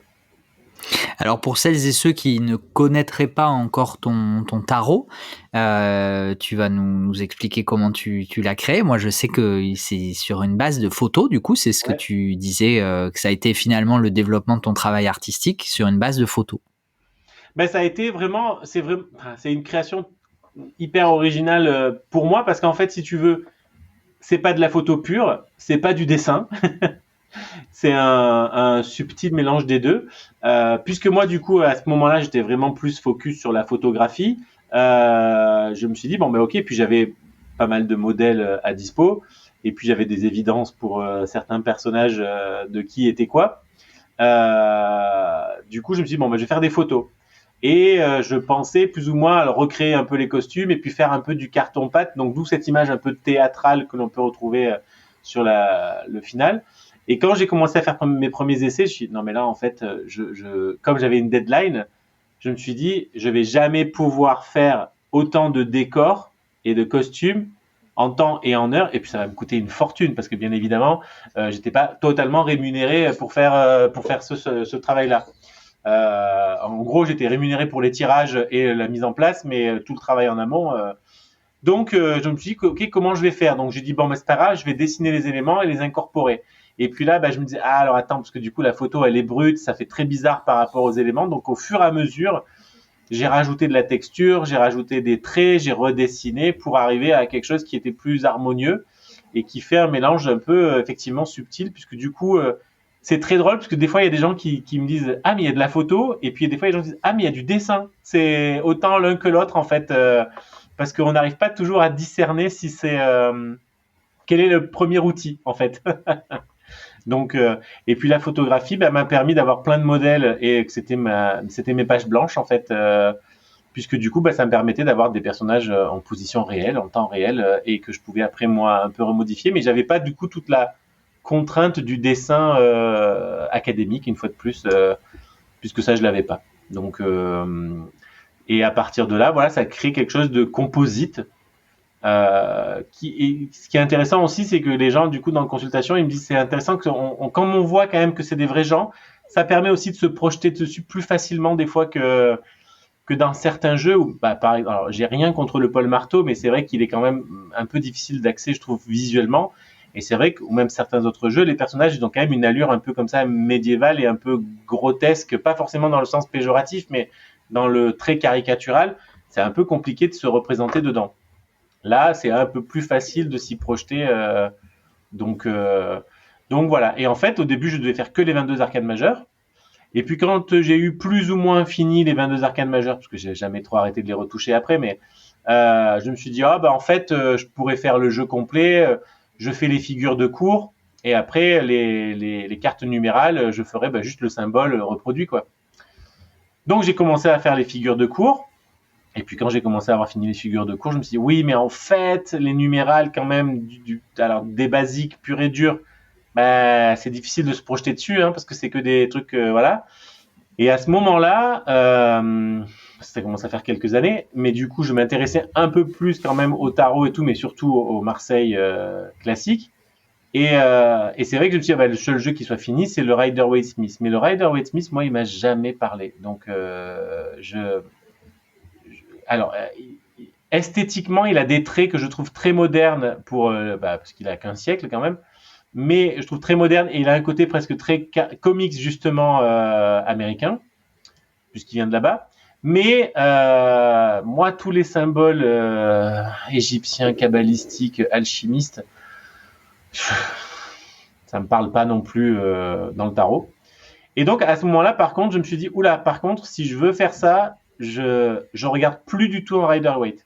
Je veux pas avoir l'influence des images du Rider-Waite. Donc ce que j'ai fait, c'est que j'ai ressorti mon vieux calepin avec tous mes mots-clés sur les mineurs. Et je me suis dit, ok, comment, avec ce travail du coup d'avoir des personnages vivants sur toutes les cartes, tu peux plus ou moins synthétiser l'idée des interprétations de Marseille, mais pas autant orienté que le Rider-Waite Smith peut l'être aussi. Parce que moi, le Rider-Waite, je le trouve un peu drama. donc voilà. Donc c'est finalement la partie la plus personnelle du jeu, puisque là, c'est vraiment, ok, comment je le visualise, quoi, tu vois. Et c'était le subtil mélange de dire, ok, que ça raconte plus ou moins une histoire, mais que ce soit quand même assez ouvert pour que ce soit pas enfermant.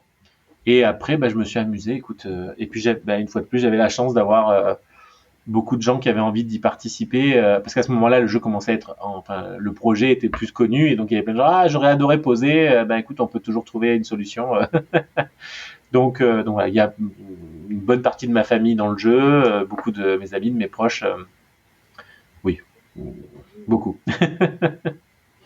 Et tu l'as commercialisé. À partir de quand tu as commencé à te dire, tiens, je vais le commercialiser? Il y a 1 an et demi, à peine. En fait, il y a 1 an, attends, on est quoi là, décembre? Non, il y a 1 an, j'avais vraiment décidé que mes majeurs étaient finis, que je n'y touchais plus. Parce que sinon, peut-être que tu sais ce que c'est, mais quand on fait ce genre de truc, tu trouves toujours un détail, tu trouves toujours un truc. Et là, il y a 1 an où vraiment j'ai commencé à me dire, j'avais encore fait une énième retouche dessus, donc tout le monde se foutait de ma gueule. Mais là, je suis arrivé à un point où voilà, c'était parfait, c'est pas le mot, mais c'était bien harmonieux. Je voyais pas où je pouvais vraiment y retoucher, donc j'ai dit, je ne touche plus, sinon je ne le finirai jamais. Et comme pour mes premiers prototypes, j'avais pas vraiment d'imprimeur, tout ça et tout, même si je travaillais avec un imprimeur pour autre chose, j'ai commencé à faire du coup les jeux à la façon un peu des anciens maîtres quartier, donc en imprimant les planches, en les contre-collant, en les massicotant, en les coupant à la main. Et donc là, j'ai eu mon premier jeu prototype qui m'a servi pour mes consultes, pour mes ateliers. Et donc, il y a 1 an en arrière, comme j'avais les majeurs, j'ai commencé à commercialiser que les jeux faits main. Les 22 arcades majeurs faits main. Donc, soit en format plus petit, standard qui est un peu plus grand que les formats classiques, mais voilà, 9,75 sur 13. Et après, je l'ai fait en 15 par 20, parce que ça, c'était un bon gros format que j'adore dans les ateliers où... Et tout de suite, genre, c'est beaucoup trop gros. Puis en fait, quand t'as pris les sons sur la table et tout, ouais, mais oui, c'est plus parlant quand même. Mais bon, ça marche avec les majeurs. Si tu fais un jeu complet comme ça, c'est plus compliqué. Et voilà. Et en fait, là, toute l'année dernière a été de bien peaufiner. Ils étaient tous finis, mais de bien reciseler les mineurs et de pouvoir conceptualiser le jeu en complet, et puis d'avoir été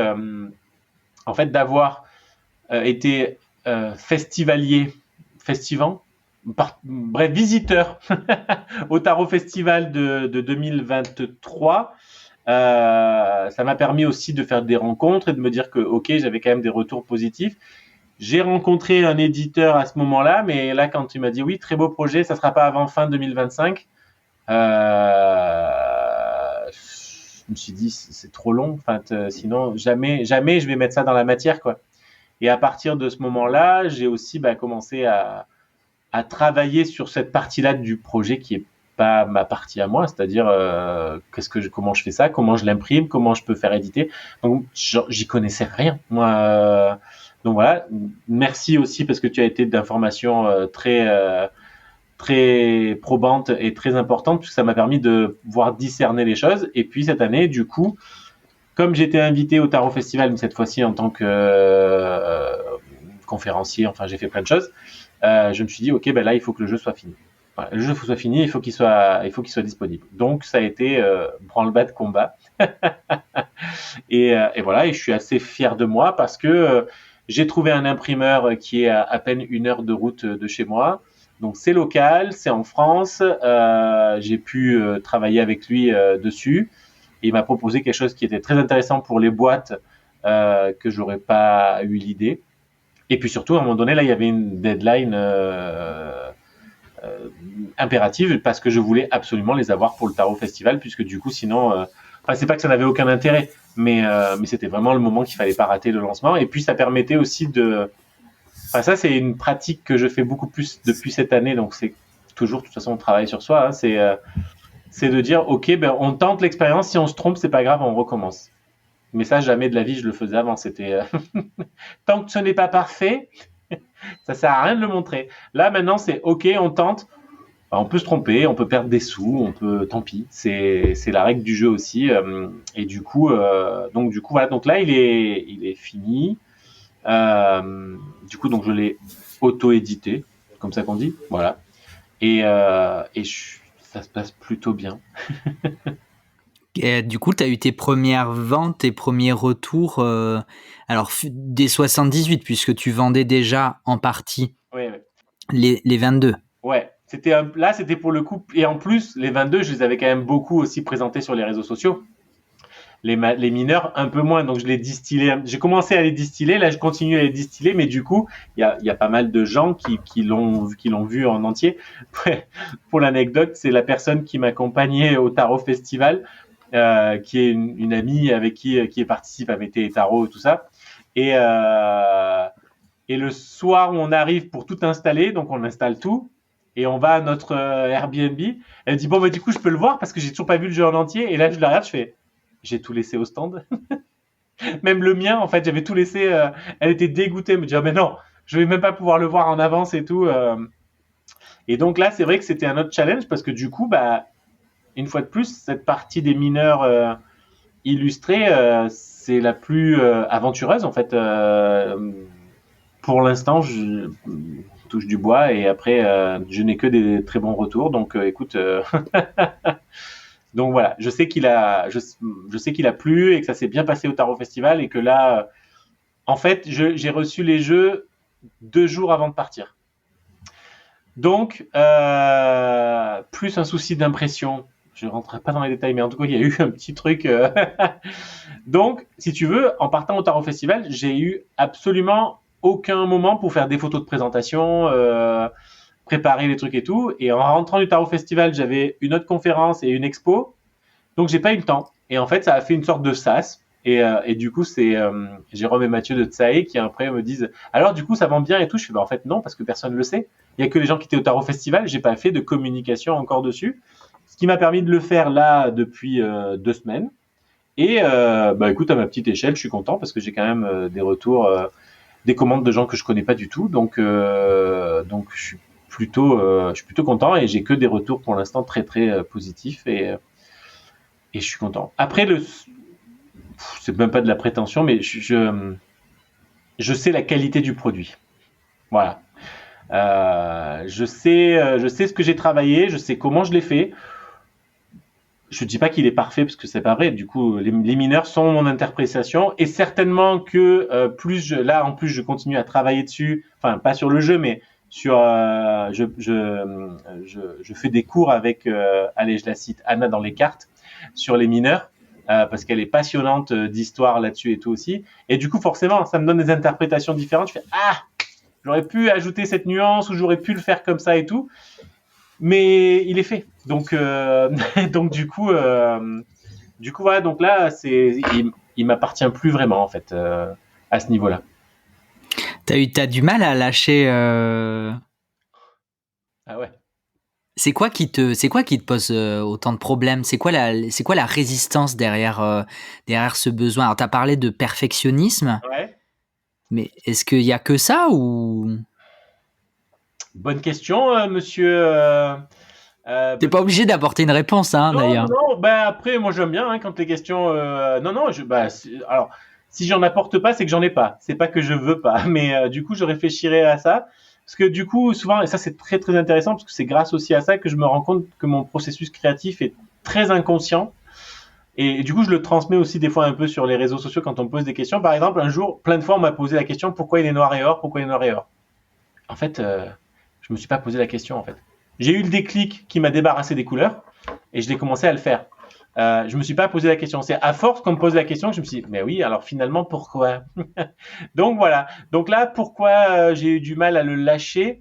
C'est mon bébé, hein, je sais pas. Du coup, mais là, j'ai pas trop de mal à le lâcher et que d'avoir des retours en fait, parce que du coup, moi, je suis fier de ce que j'ai fait.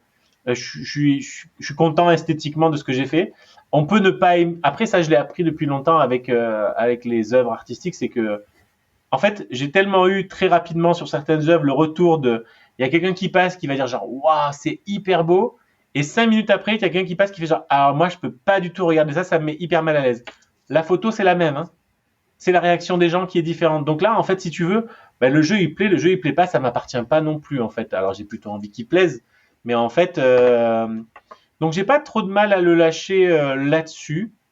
Là où j'ai eu plus de mal, et peut-être c'est pour ça que je suis arrivé à l'auto-édition, c'est que par contre, j'étais pas prêt de lâcher certaines conditions sur la qualité du papier ou sur ma propriété intellectuelle de l'image. Puisque du coup, comme je suis un créatif, je m'amuse encore avec le tarot puisque j'en fais des photos, je le découpe, je vais en faire des trucs, voilà, je m'amuse. Donc je dis non, les images m'appartiennent toujours. Ça c'est donc pour l'instant, la question ne se pose pas ailleurs, donc du coup, c'est très bien comme ça. Oui, puis c'est ton premier, peut-être que tu auras d'autres occasions de conceptualiser l'enrichissement que tu auras acquis entre-temps sur la signification des cartes. Mais ça, tu triches parce qu'on en a déjà parlé. Alors, je sais pas si celui-là, non, celui-là, je le retravaillerai pas. C'est pas le but. Et en fait, je dis ça, il faut jamais dire ça parce que je vais pas m'interdire si ça se trouve dans 3 ans de me dire tiens, je fais une version corrigée. J'en sais rien en fait. Mais là, c'était en écoutant un podcast avec toi et Yéna, je crois, qui parlait de la création des jeux qu'elle crée beaucoup. Et où je me suis dit, oui, mais moi, je l'ai fait, je vois pas ce que je pourrais faire d'autre en fait. Et sauf que là, je me suis dit, oui, mais tu l'as fait en respectant l'architecture d'un Paul Marteau. Si tu ne gardes pas l'architecture, comment tu vois ces cartes-là? Alors du coup, j'ai un peu ouvert la boîte de Pandore et j'ai commencé à faire des petits croquis, des petites idées. Et j'aurais envie. Alors, je garderai ma base de modèles vivants dessus parce que j'aime ça et que ça me facilite la tâche.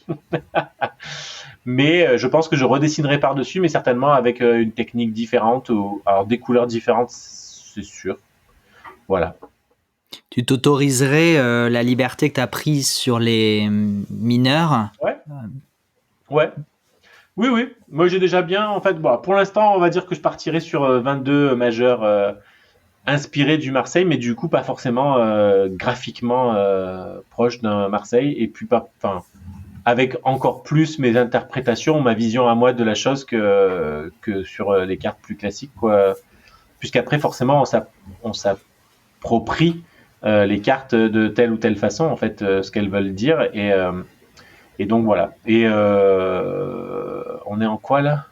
2024? Ouais. Je me suis dit fin 2026. Oui, tu te laisses du temps. Ça passe vite. C'est vrai.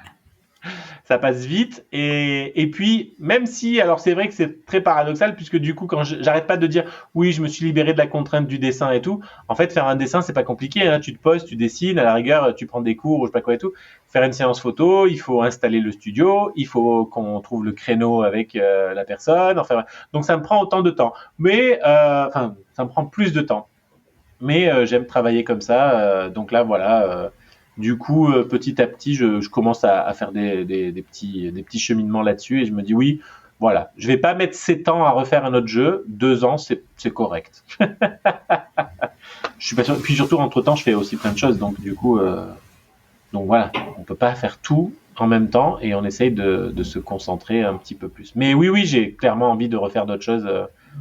J'ai beaucoup de sujets qui m'intéressent là dans les cartes, donc je serais curieux de potentiellement faire un 32 traditionnel, pas forcément avec des, là pour le coup pas forcément avec des modèles et tout, mais voir comment je pourrais m'amuser avec ça. Il y a le Béline que je connais pas en fait, je le connais pas. D'ailleurs on m'en a offert un récemment, du coup je peux le découvrir un peu plus et que je trouve intéressant et en même temps très laid. Donc je me dis, il y a de la matière là-dessus à s'amuser. Donc voilà. Mais après, pour ça aussi, je laisse vraiment faire. Pour le coup, voilà, je laisse faire l'inconscient, l'univers ou ce que tu veux. Je sais que j'ai pas beaucoup de réflexion là-dessus. Alors là, c'est là où je pourrais te dire que je suis un canal, c'est sur ça. c'est que pourquoi, je sais pas, mais l'image en général, elle me vient. Voilà, je sais, c'est comme mes natures mortes, je sais pas trop ce que je veux, mais j'ai à peu près d'un coup, tac, ah, c'est comme ça que je veux faire, et après je balance tout sur mon plan de travail, et là je mets en place, et ça match plutôt pas mal comme ça. Donc, Tu continues ton travail de photo? ouais, mais essentiellement en nature morte. Ok. Ouais, ça c'est pareil, c'est la vie qui. Une amie qui était photographe et qui faisait des natures mortes et qui un jour me dit ah tu veux faire un workshop, je dis mais moi je je dis mais moi je alors à ce moment-là 90% de mes modèles étaient masculins et nus, donc je lui dis mais moi je prends des hommes à poil, qu'est-ce que tu veux que je fasse des natures mortes, je et depuis nous sommes toujours amis, mais depuis elle me déteste parce que du coup elle, je sais comment elle travaille, elle fait des très belles choses, mais alors elle est vraiment à calculer l'angle, à regarder quel élément et tout. Moi j'arrive, j'ai genre un panier, je mets tout en vrac sur la table et puis tchouk tchouk tchouk. Elle me dit je ne sais pas comment tu fais, il y en a tellement sur tes photos, il y a tellement d'objets, il y a tellement de tout, je ne sais pas comment tu fais, et mais pourtant ça glisse. C'est la même chose à la maison en fait, hein. Alors voilà, moi je m'en rendais pas compte, maintenant je le sais, mais puisque chez moi c'est hyper chargé, c'est genre cabinet de curiosité partout, mais tous les retours que j'ai tout le temps des gens, c'est cocoon, c'est voilà, c'est tout est à sa place, tout ça glisse. Donc écoute, ça c'est un talent que j'ai sans l'avoir vraiment travaillé, donc on fait avec, hein. Oui, bah effectivement, tu fais de très très beaux visuels dans ta communication sur Instagram. Ça m'amuse aussi, donc ben, je me dis à y être, autant je sais faire, donc autant m'amuser à faire des jolis trucs. Et puis voilà, en fait, rien ne se perd vraiment, parce qu'après les photos, je m'en sers pour ou mon calendrier, ou pour mes visuels, ou pour autre chose. Donc du coup voilà quoi. Alors oui, des fois, je perds un peu de temps là-dessus, je pinaille parce que je pinaille pas mal, mais bon, de toute façon, on fait avec ce qu'on a. Qu'est-ce que tu parlais de tes autres activités? Qu'est-ce que tu as comme autre activité? Tu as parlé de la conférence au Tarot Festival, mais tu as évoqué aussi une autre conférence à ton retour. Ouais.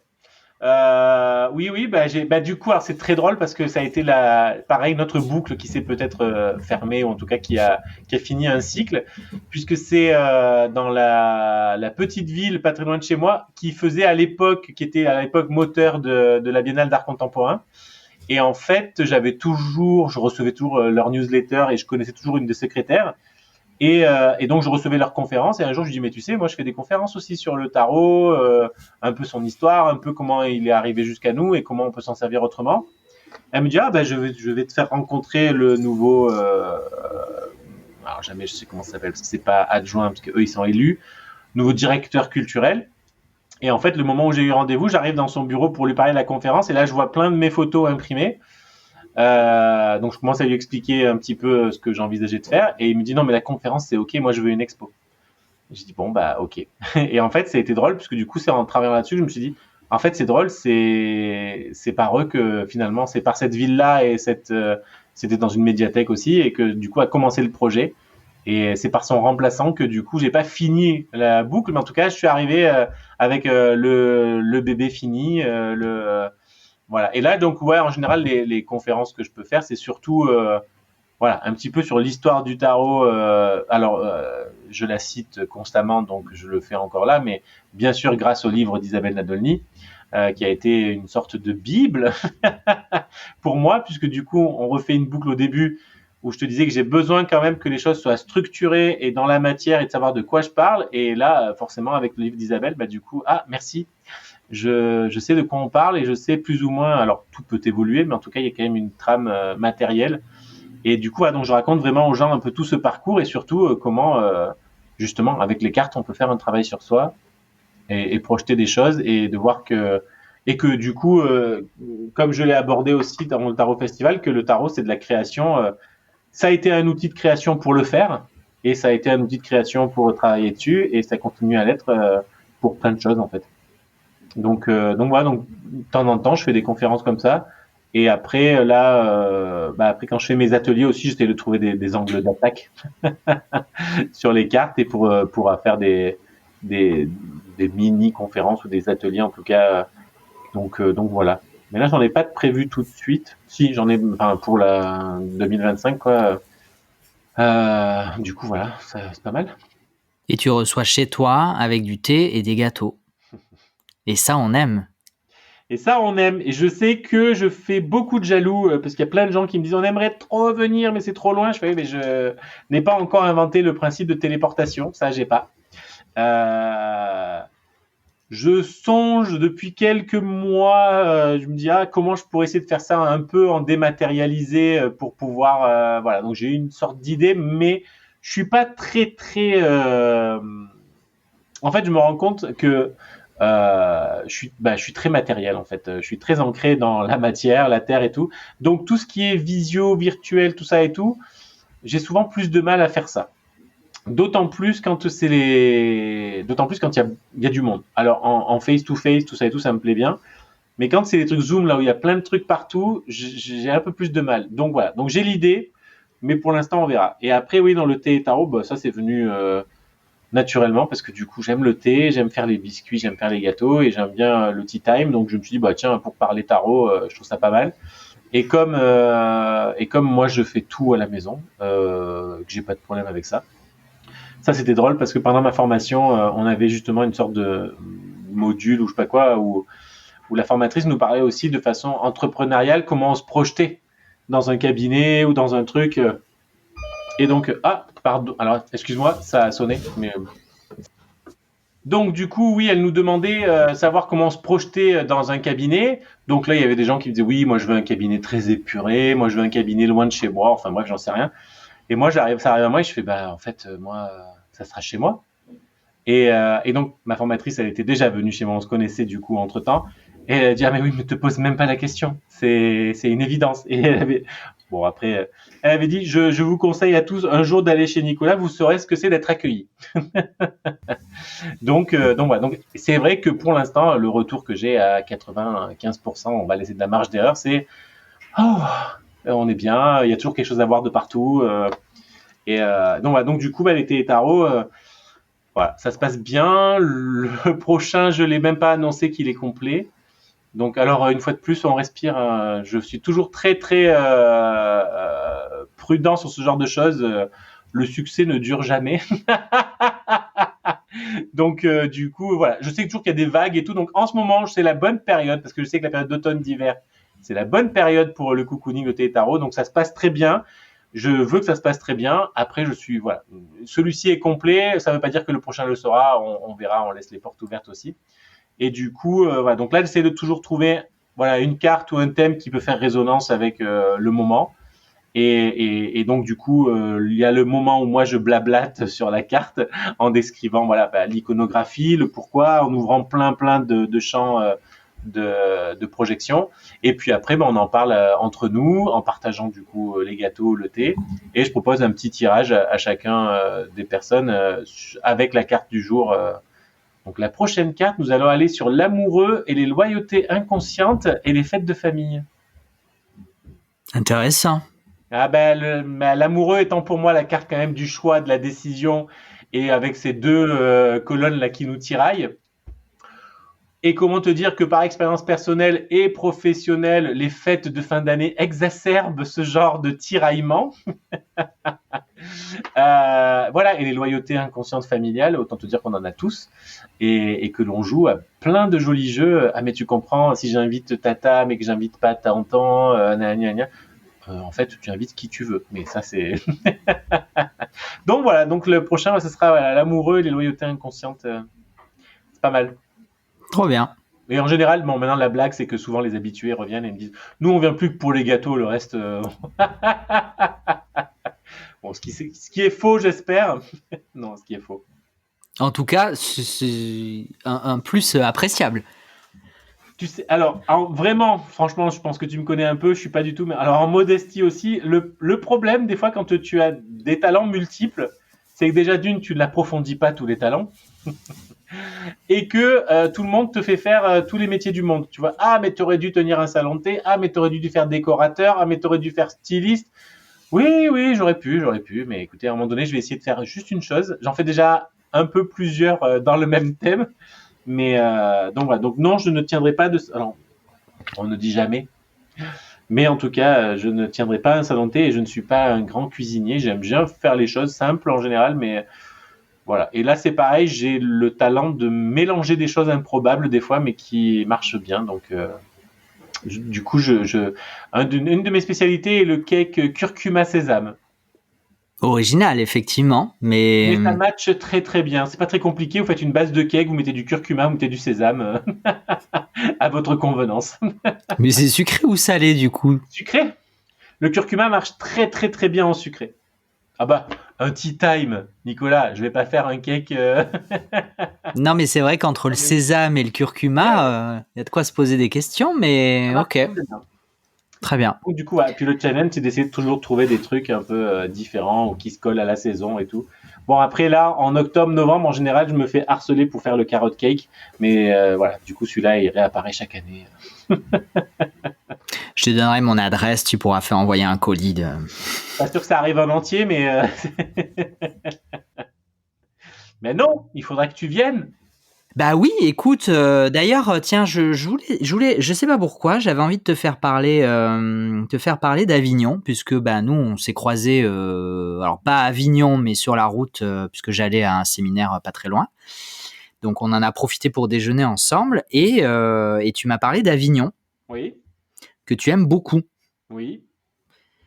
Et, et depuis que je t'ai proposé de venir dans ce podcast, je me suis dit, il faut que je lui pose la question qui nous parle d'Avignon.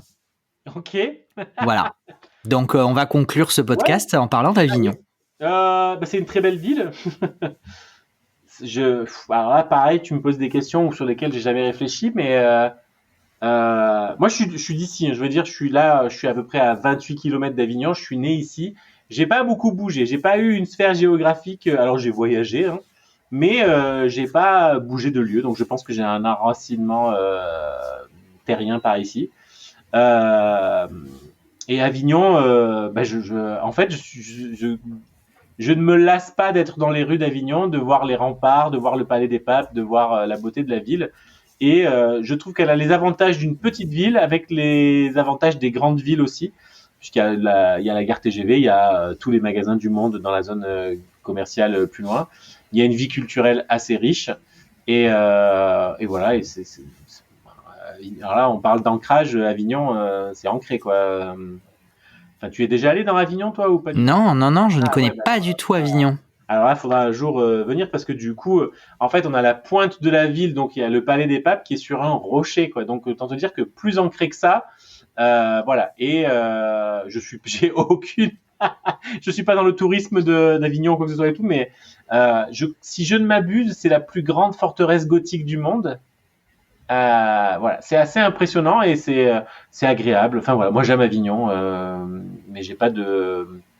Après j'aime bien Nîmes, j'aime bien Arles. Il y a pas de. J'aime bien Lyon. J'adore Paris. Je ne vivrai pas à Paris, mais j'adore Paris. Donc voilà, mais Avignon, c'est très chouette. Oui, on sentait en tout cas, je te posais la question parce qu'on sentait un attachement particulier à Ouais, ouais. Avignon. D'autant plus que je n'ai pas non plus d'histoire familiale avignonnaise parce que c'est plutôt de l'autre côté qu'on est. Donc j'ai personne qui a vraiment vécu ou à Avignon quoi que ce soit. Alors ça c'est drôle parce que du coup que tu me poses la question, je sais que dans le livre d'Isabelle Nanolny c'est marqué, mais la première référence au mot tarot dans les archives françaises qu'elle ait trouvé, c'était à Avignon. Bon ben voilà, tu vois, il fallait qu'on sorte cette information. Voilà. Pour l'instant, enfin en tout cas, j'ai pas relu. Je sais qu'elle prépare son tome 2 et tout, mais j'avais noté ça, donc je le dis souvent en anecdote aux gens puisqu'on est dans le coin, que la première référence au mot en français tarot est cataloguée dans les archives d'Avignon. Donc voilà. Donc voilà. Et oui, j'aime cette ville, donc je me dis, écoute, on reste à côté. Parfait. Bah écoute, je pense qu'on va s'arrêter là, 1h40, on a bien papoté. Il manquait juste le gâteau, hein, parce qu'on avait nos tasses de thé respectives, Écoute, c'est mais vrai, c'est vrai, c'est vrai. J'aurais pu, écoute, j'y penserai. t'inquiète, c'était très sympa quand même. Merci beaucoup d'avoir accepté cette invitation. C'est moi qui te remercie. J'espère que nos auditeurs, auditrices auront apprécié de te découvrir davantage ou de te Ouais, découvrir tout court d'ailleurs. ouais. On te retrouve sur Instagram principalement. Sur Instagram, oui, principalement. Sur Facebook, sur mon site, sur ma newsletter. On me retrouve un peu de partout au fur et à mesure. Voilà. Mais le site est en chantier aussi. Il va être transformé. Principalement sur Instagram, mais je réagis de partout. Bon, je mettrai tous les liens en barre de description, de toute façon. Par contre, du coup, je rappelle bien que c'est Nicolas Dumas 13, XIII. XIII, et je t'ai même pas demandé pourquoi. Ah oui. Ah, bon, mais alors attends, là j'essaie de faire condenser aussi. Donc la vraie première information, c'est que mon patronyme n'est pas le plus original du monde. Nicolas, autant te dire que tu sais toi-même que nous n'avons pas le prénom le plus original du monde, mais qui n'est pas démodé. Il m'arrive très souvent d'entendre dans la rue Nicolas et puis je vois des enfants qui courent. Dumas, autant te dire que pareil, patronyme très. Et en fait, quand j'avais quand je faisais plus ma production artistique, j'avais un pseudo. Et en fait, un jour, on me demande de coller un chiffre aléatoire pour le distinguer. Et en fait, dans la liste, il y avait le 13. Et là, je me suis dit, oh, le 13, c'est pas si aléatoire que ça. Voilà, il m'a parlé comme ça. Et depuis, il a prouvé qu'il est bien. Donc, du coup, déjà, je l'ai gardé parce que ça me permet d'être différencié des autres Nicolas Dumas, parce qu'il y en a beaucoup, même sur les réseaux. Et puis, qui plus est, la référence au tarot de Marseille a été très rapide pour moi, puisque du coup, la carte numéro 13, c'est la carte de la transformation, de la métamorphose, tout ça. Et autant te dire que dans l'artistique, c'est un peu ce que tu fais. Enfin, en tout cas, plus cette anecdote que je disais où les gens voient quelque chose, la même photo, elle est ou super belle ou super moche pour quelqu'un. Ça, c'était pour moi, c'était du 13, c'est-à-dire que ça t'appartient pas en fait. C'est l'ambiguïté de la chose. Ça a un côté très graphique. Voilà, donc et il m'a porté chance. Et la dernière anecdote que j'ai découvert il y a quelques années qui m'a fait sourire, c'est que en astrologie, il y a donc 12 signes, mais en astronomie, en sciences, il y en a 13. Ce qui n'arrangeait pas les calculs mathématiques pour les gens, mais il y en a 13, et en fait, je suis né en plein dans le 13e signe, donc bientôt, puisque c'est dans moins d'un mois, oui, je suis mi-décembre. Et en fait, donc du coup, je suis dans la constellation du Serpentaire. Et c'est intéressant puisque le Serpentaire, c'est un dérivé, enfin il y a de la mythologie là-dedans et tout, c'était un guérisseur. Je suis voilà, donc le 13, je le garde. Voilà pourquoi le 13. Aucun rapport avec le rugby ni avec la BD. Pour les prochaines questions qui peuvent arriver. Non, parce qu'on me le demande très souvent après. Ok, bon, moi personnellement, je m'en doutais un peu, j'avais pas forcement les associations. Pour les gens au cas où. Mais Donc c'est plus vraiment, il fait partie de l'identité de l'artiste et du coup il me permet d'être différent des autres et avec cette approche un peu ambiguë et en fait il ouvre aussi beaucoup la question puisqu'on me pose souvent la question et du coup ça permet d'aborder l'échange. bah parfait, bah nous ça l'aura clôturé, mais c'était bien aussi. Mais oui. Merci encore. Merci à toi. Et puis bah à très bientôt. Avec grand plaisir. Merci à toutes et tous et à bientôt.